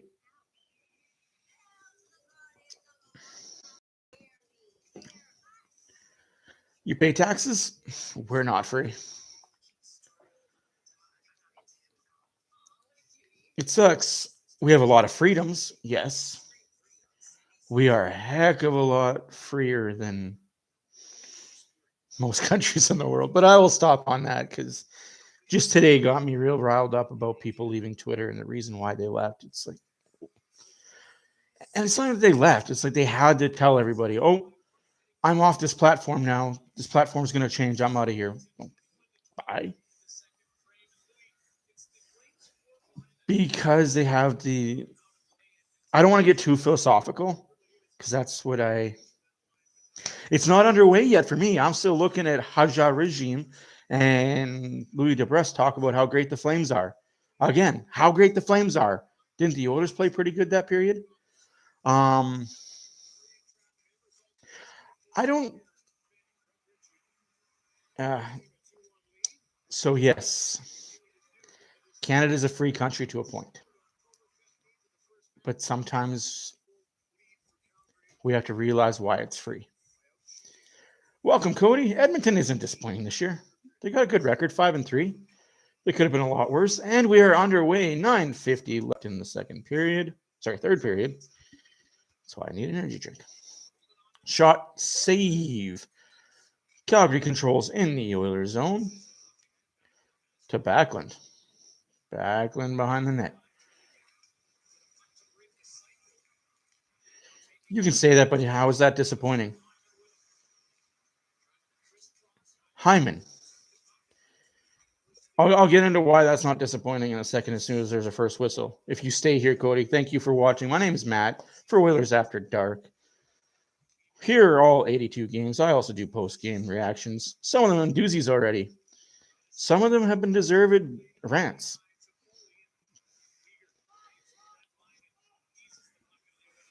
Nurse carries the puck up the center of the ice.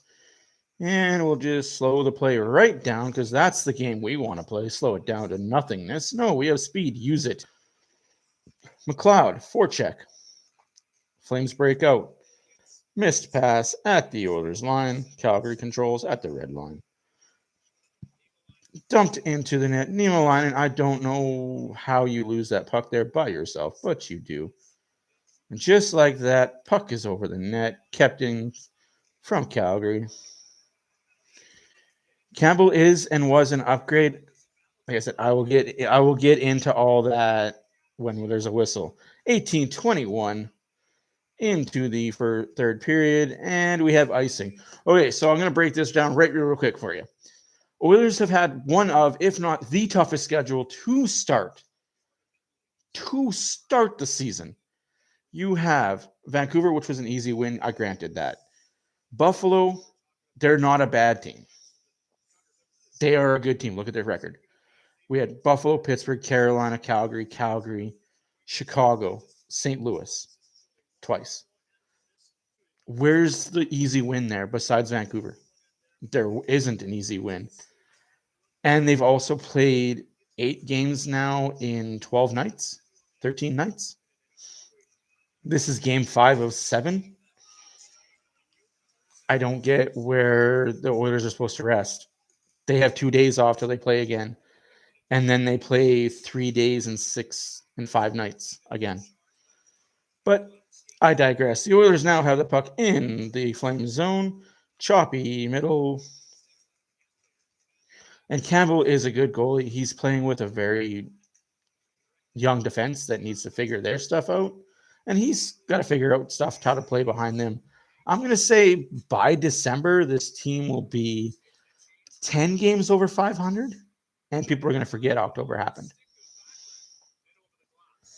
Over the glass, 17:27 left in the third period. Flames are up 2-1. The player's called Calvary. Calvary, man, not Calgary. Calvary. Yeah, you judge them way too late. I judge them in December. Because by the 30 game mark, you should know what you have as a team. Trades matter, but by December. Oilers pick the puck off. Disagree, and you'll know why come game 35.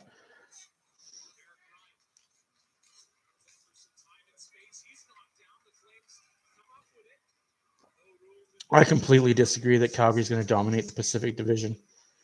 And everybody will see why come game 35.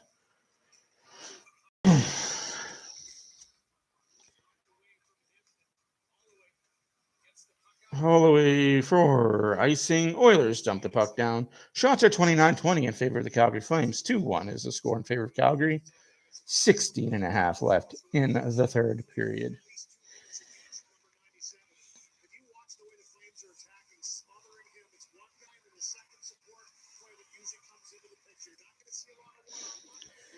I'm just going to say what I keep saying. Watch by the 35 game mark. You are going to be surprised at how the standings look and where Calgary is in relative to that standings.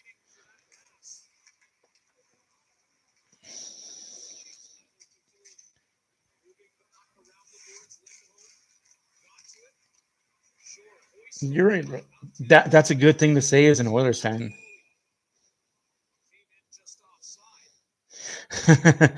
No, say names. No.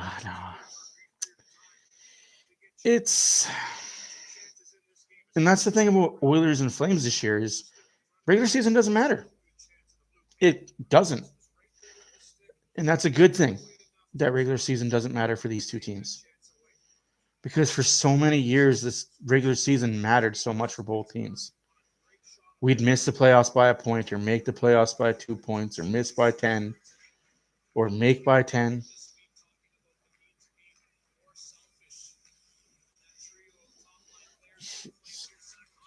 Hyman shot wide. Bouchard in. Hopefully the forward covering for him. McDavid to Hyman, up in the air. Markstrom with the save. 15:51 left in the third period. Like I said, it's going to be 82 games of measuring where you end up. First, second, or third. Because I don't think there's a fourth place team in this division. Well, there is, but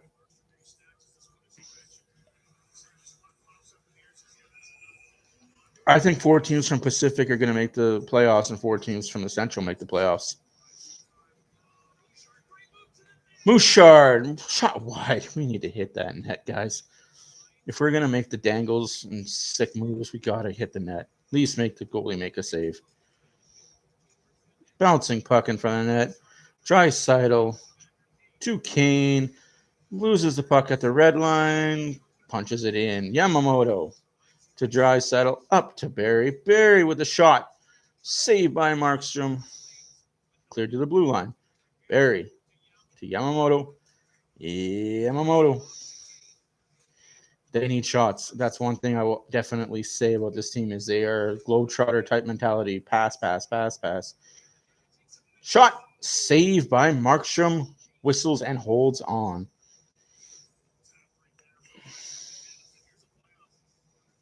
I disagree. I don't think the Flames are better at all.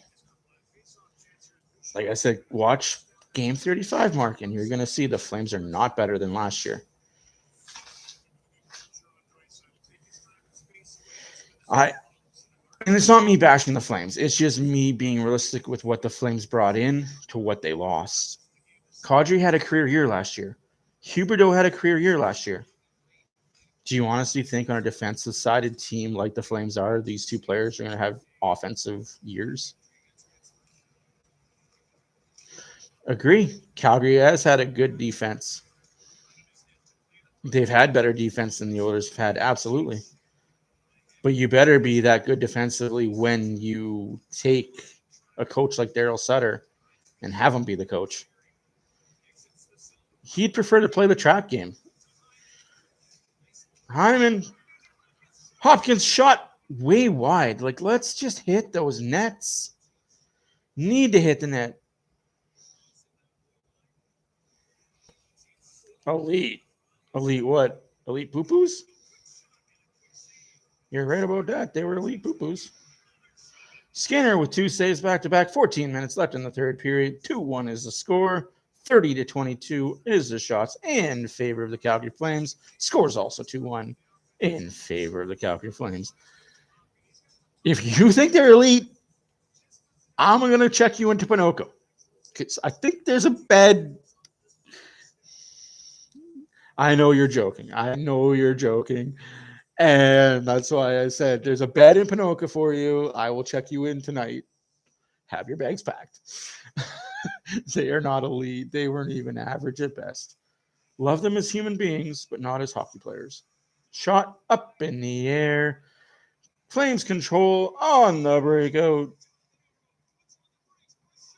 Really? I did not know. Thank you. I just knew they had the psych ward in Pinoca. That's why I keep telling people, I'll send you to Pinoca. Shot saved by Skinner. McLeod picks up the loose puck. Skates the puck to center ice. McLeod to Fogle. Fogle passes into the corner. Nobody there. Pugliarvi holds his own. To Fogle. To Pugliarvi. Pugliarvi. The puck is on top of the net. Now it's on behind the net. Pugliarvi. Point. Bouchard. Bouchard skates around to Foley. Shot. Misses the net yet again. That's the 8th time Bouchard has shot to miss the net. Bouchard continues to play. Holds on to it. Bouchard does. Goes for a skate. Please don't lose the puck at the blue line. No, worse. Pugliarvi looks around. Carries the puck. Loses the puck at the blue line. This is ridiculous. And a bouncy choppy puck. Bouncy choppy. Draisaitl up to the Flames line. Has Yamamoto to Kane. No good. Let's keep passing.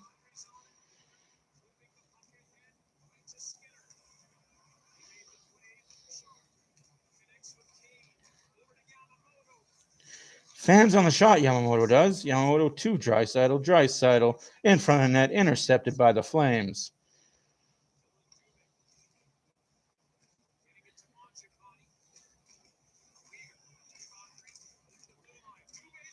Dubé shot. Saved by Skinner. Oh, Skinner's looking good tonight, ladies and gentlemen and ladies. 12 minutes left in the third period. Score is still 2-1 for the bad guys, Calgary Flames.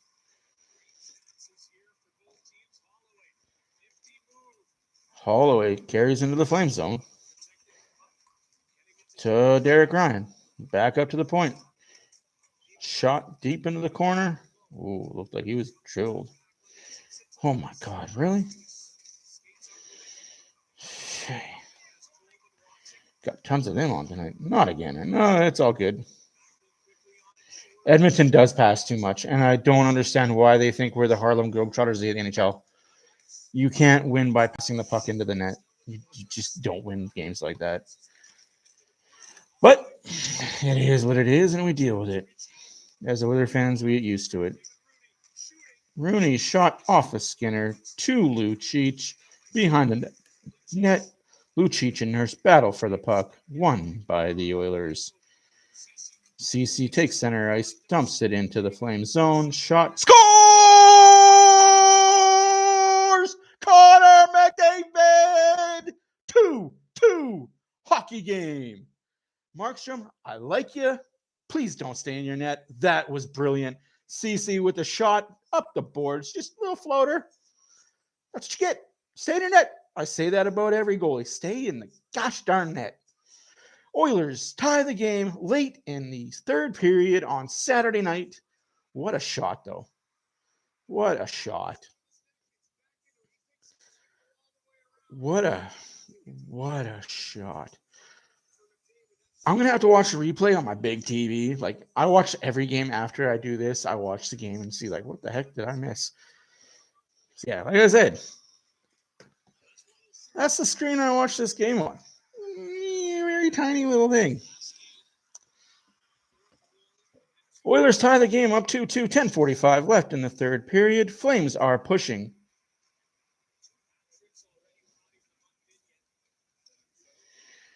Phew. Yeah, Markstrom can't allow that. But is that on the Flames defensemen are not communicating? Hyman, shot. So over the net. Again, McDavid shooting from the half wall. I think he's found Markstrom's weakness. You can be angry. McDavid. Oh, McDavid all by himself again. Hyman, no goal. Saved by the defenseman. The Oilers are coming. Oilers are coming. McDavid quietly with the 9th goal of the season. Unassisted. That was a CC assist. Give the guy a good assist. That was a CC dumping.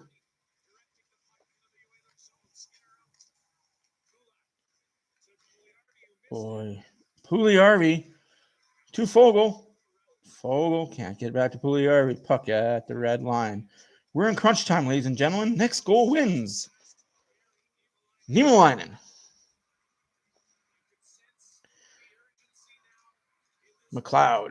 Pugliarvi and Fogle on the ice with 9.5 minutes left in the third period. Shots are 34-24 for the Flames. The score is tied 2-2. Puck in the bench.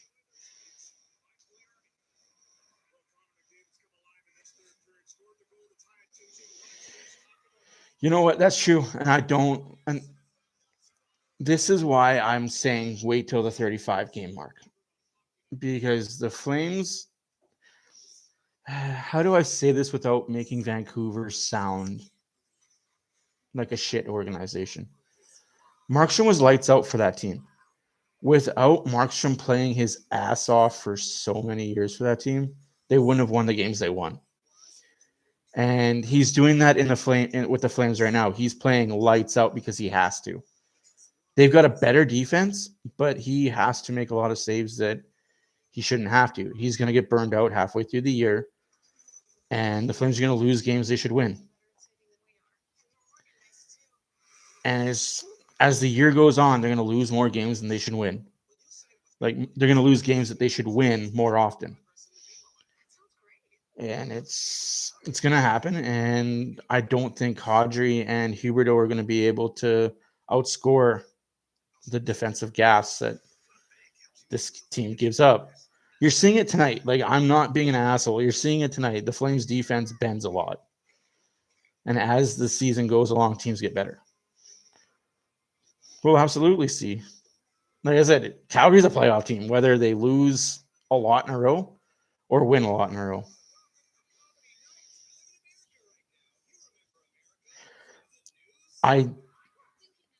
In the past, I would say that the Oilers are a 1-2 line team. This year, they're proving they're a third line team. And even that fourth line, it's not getting points, but it's not getting scored against. Like, the lines that are getting scored on are the first line, mix mash, I guess, because Pugliarvi was out there with Kane and McDavid. A shorthanded goal and a power play. Yeah, I totally agree with you that way. Holloway and Pugliarvi need to contribute in the top 6. I don't think Pugliarvi has it in him to contribute. I just don't see it.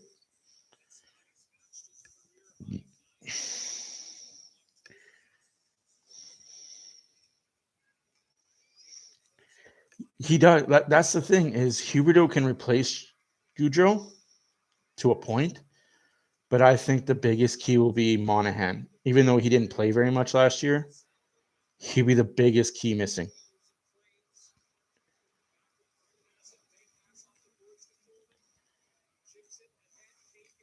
It's definitely between the ears of Pugliarvi, and I wish that they could get him a psychological coach, a mental coach, something to break him out of whatever's going on. 8:40 left in the third period. Oilers control play in their zone. Score is 2-2. Shots are 36-24 in favor of the Flames. Icing called on the Oilers. And why I think the Oilers are better is faceoffs this year. They have become a better faceoff team and a better detail-oriented team in their own zone so far. Aside from a couple gaffes, this team has definitely played better in their D zone.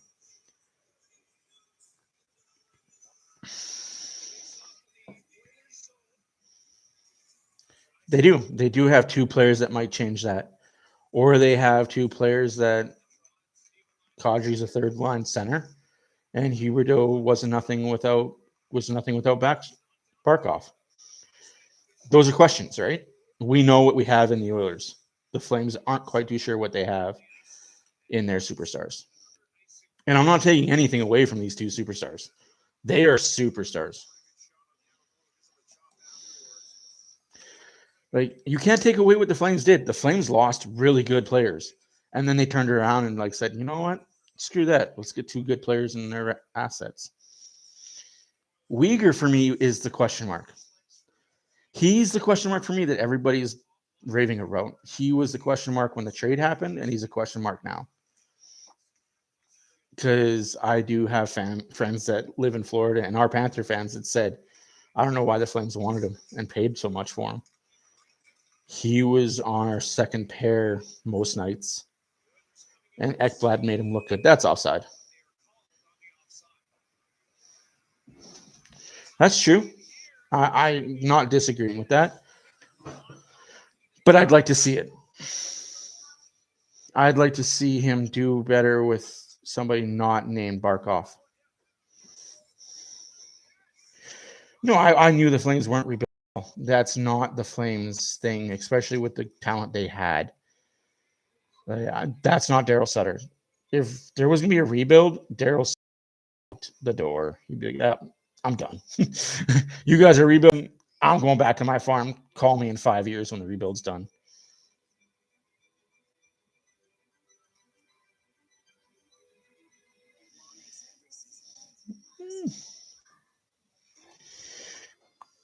I mean, Huberdeau's got the skill. Like, he's got the talent, but I don't think he's ever a McDavid. I don't think there is anybody that's McDavid. There was a discussion online about who's the greatest hockey player in history. And for me, I don't do that. I don't compare generational people in different eras of hockey.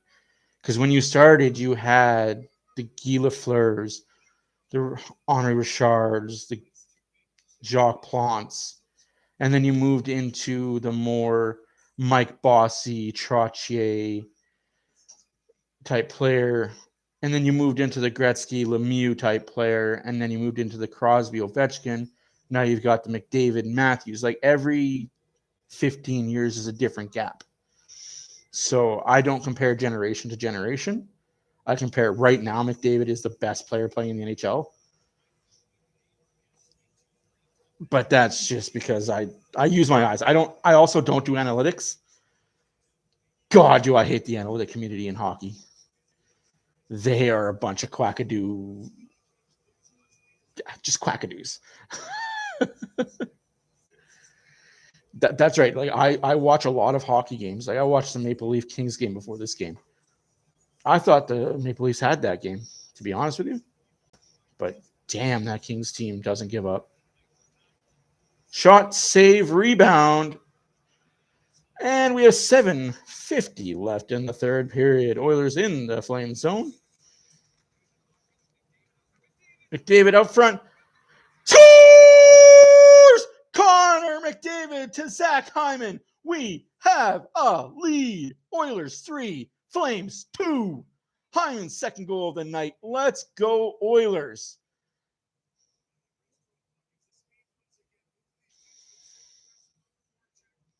That's exactly it. That's why I hate saying best player. Like best player that night could be somebody else, and it should never always be McDavid. Like McDavid's gonna be the best player, but most nights on the ice.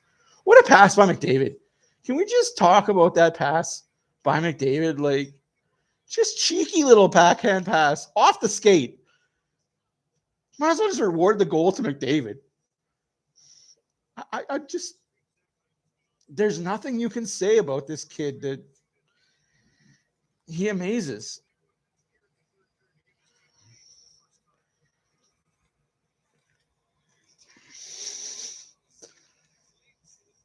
Yes, those two were gifted. Let's not give them anything.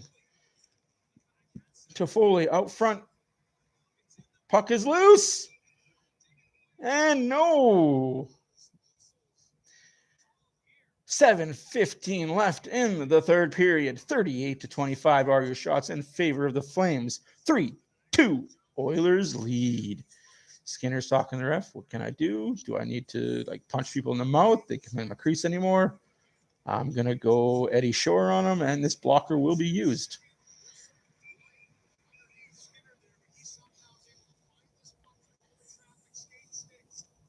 No. And there's several reasons why I don't think that's smart and it won't happen. Skinner is a good goalie as a number 2. You can't expect him to play 60 to 65 starts a year right now. Next year, maybe. Year after that, definitely. But for right now, Campbell's going to get 65 starts.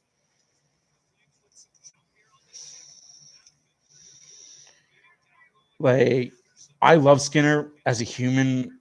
I love Skinner as a goalie. But he's not there yet to be a starter in the NHL. He's played well.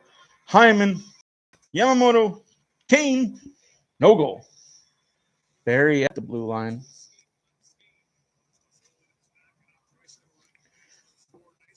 Yeah, you got to shoot that puck. You're Draisaitl, you got to shoot that puck. If you've got confident Draisaitl, that puck's buried. Niemelainen battling in the corner with Lucic. Dumped in front of the net. Oh, just wide. Flames control play in Oilers zone. 6 minutes left in the third period. Off the post. Post 3. 2 for the Flames in the post department. Unless it's more like 3-3, 5-4, but that's 3 clear posts. McLeod and Lucic battle for the puck. I like it. McLeod losing a glove. Lucic is a big man. If Lucic was more skilled,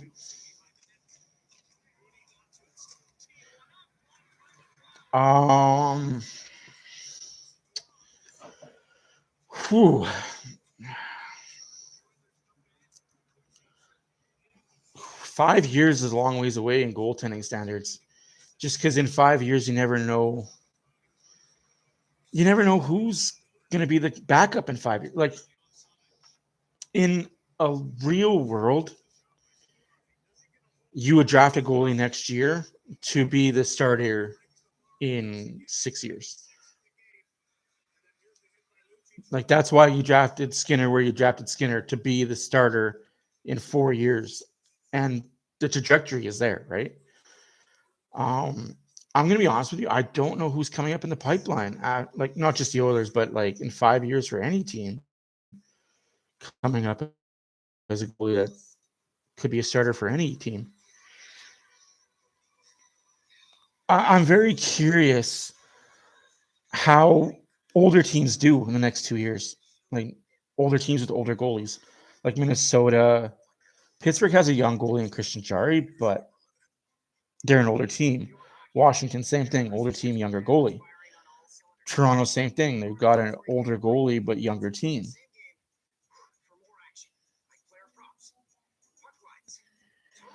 That's why I said the Oilers need to draft a goalie this year in either first or second round to make him the backup to Skinner after Campbell moves on, or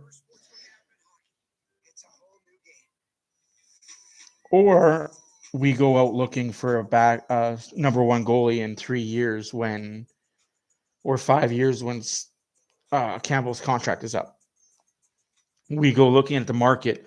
Who's the top goalie in 5 years per team, and who can we trade or snipe away in free agency?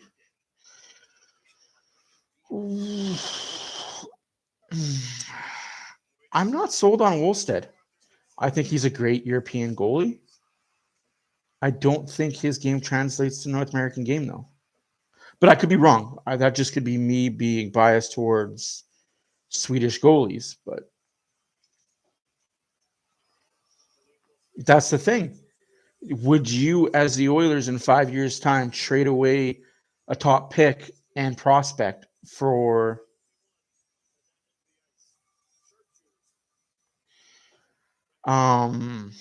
Spencer Knight? I don't want to trade for Carter Hart. I think Carter Hart. Oh, McDavid to Hyman. Hyman for the hat trick? No. Like I said, I don't know the goalies of the future. And that scares me that I don't know goalies jump out. Oof. I don't even want to talk about that Matthews to Arizona talk. I think he goes to LA if he goes anywhere out west. Shot saved by Skinner. Oilers control behind the net. Just a flub pass to nobody. Skinner holds 4:42 left in the third period. 38-25 are your shots in favor of the Flames. 3-2 is your score. I honestly don't see Matthews going to Arizona till they have a rink.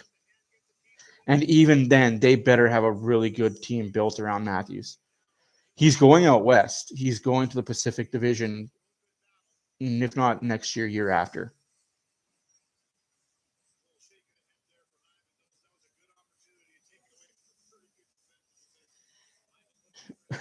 Like, I think the Oilers have a cup window. I don't think Arizona's winning Bedard. I think Bedard's going to San Jose. I'm going to be honest with you. I think Arizona's going to Bedard's going to go to either San Jose, Seattle, because of how bad they messed up the right situation. Thanks, Montreal. Oh, bad play by Kane there. That puck needs to get in deep. 4 minutes left in the third period. Deep in the Oilers zone. Yeah, you don't want to know my opinion on Carter Bedard. It's not the same opinion as everyone else, but that's just me using my eye test at the World Juniors when I went to a few games. And it's not fair because it was the World Juniors, but just seeing what I saw on a shift-by-shift basis, he's too tiny.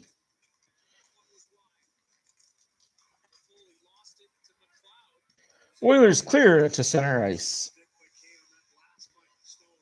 Although we don't know.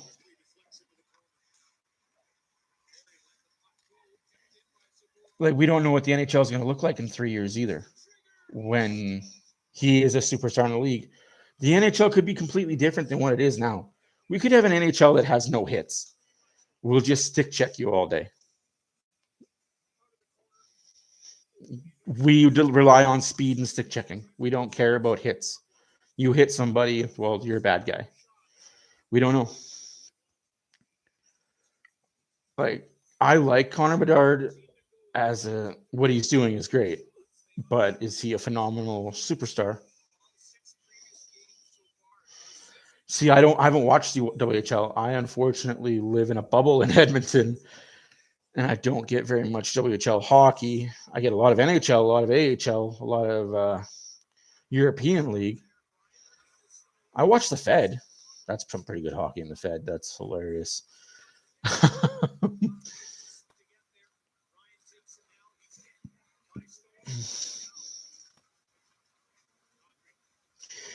There's a difference between DeBrincat, though, because DeBrincat wasn't picked to be a high draft pick, expected to score tons of goals. Yeah, the Oil Kings are bad this year. But that's WHL, though. Like, that's what I've noticed about WHL is you have 3 to 4 year span of greatness, followed by a 2 to 3 year span of you're going to shit the bed, and then you're great, and then you're going to shit, then you're great, then you're going to shit. It's probably because you age out and you can keep your players between 16 and 20. So those four, as they get older, those 16-year-olds become 18-year-olds. I don't know if that's why, but I've seen that a lot in hockey in the CHL. where teams are good for a period and then they're bad, and then they're good for a period, then they're bad. Unless you're the Spokane, like the Portland Winterhawks or Spokane Chiefs or teams like that always seem to be solid.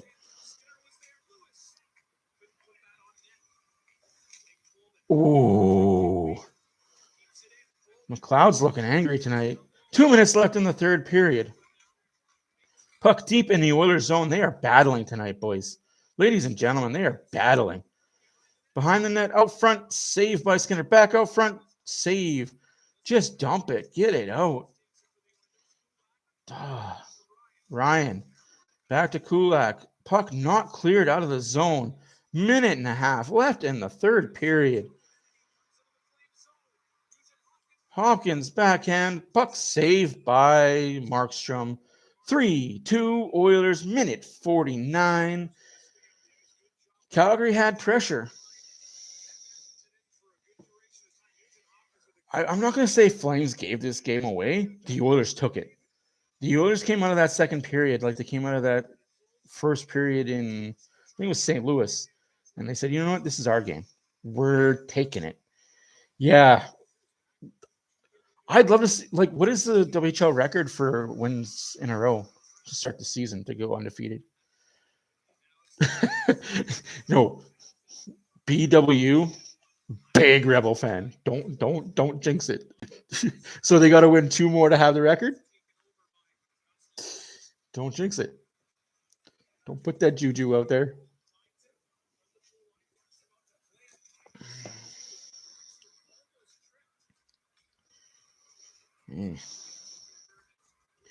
Oh, so they got to win tomorrow, and they got it. That's nice. Calgary in the Oilers zone. Minute 15 left. Empty net for Calgary. 6-on-5. Oilers up 3-2. Minute left in the third period. Flames control the puck behind the blue. Shot, save, rebound. Oh, get the fucking puck out. Excuse my language. Oh, tipped up to Himes. Himes at the empty netter for no. That's where a slap shot needs to happen. You want to block the puck? Slap shot. Get hurt. Chop on the stick. Did he break it? No. Flames got away with a slash, but hey, there's 40 seconds left in the game. 39. Nurse up the boards. Hyman just misses the net. 30 seconds left. Flames down 1. Empty net. Have control in their zone. McDavid, Hyman, Draisaitl on the ice. Backlund in. Shot wide. 19 seconds left. Puck gets out of the zone. It is at the red line. 15 seconds. Calgary controls. Loses control. Puck is at the blue line. 8, 7, 6, 5, 4, 3, 2. Game over. Play La Bamba, baby. Oilers redemption. Oilers redemption tour finished over toe. 3-0 on the road trip, undefeated on the road so far this season. Skinner gets the win. Hyman gets the first star, 2 goals on the night. Ladies and gentlemen, ladies, thank you for watching. My name is Matt for Oilers After Dark. Thank you for participating. I'll be back with the post-game show about an hour from now. I can't say it would be a different score. I will say this. They played Skinner in St. Louis because they'd rather have Skinner with a fresh team than Skinner with a tired team. It worked out. We got 2 wins back to back. I will say maybe if they play Campbell in game 1, we win game 1 but lose game 2 because tired players and rookie goalie. But I'm not a coach. I'm not a GM. I sit here on a chair and I give you my opinion. I think it was smart that they played it the other way around. I think it was good for Skinner's confidence that they played him this game. Oilers win 3-2, baby. Play La Bamba. I'll see you guys with a post-game reaction in about 2 hours. Thank you for watching. My name is Matt. Please comment, like, subscribe. Follow us on Facebook. Tell us how we're doing. Let us know. We will see you Tuesday, 7 p.m. Nashville is in town for a quick road swing before we head back on the road. Thank you, guys. It's been the pleasure of myself.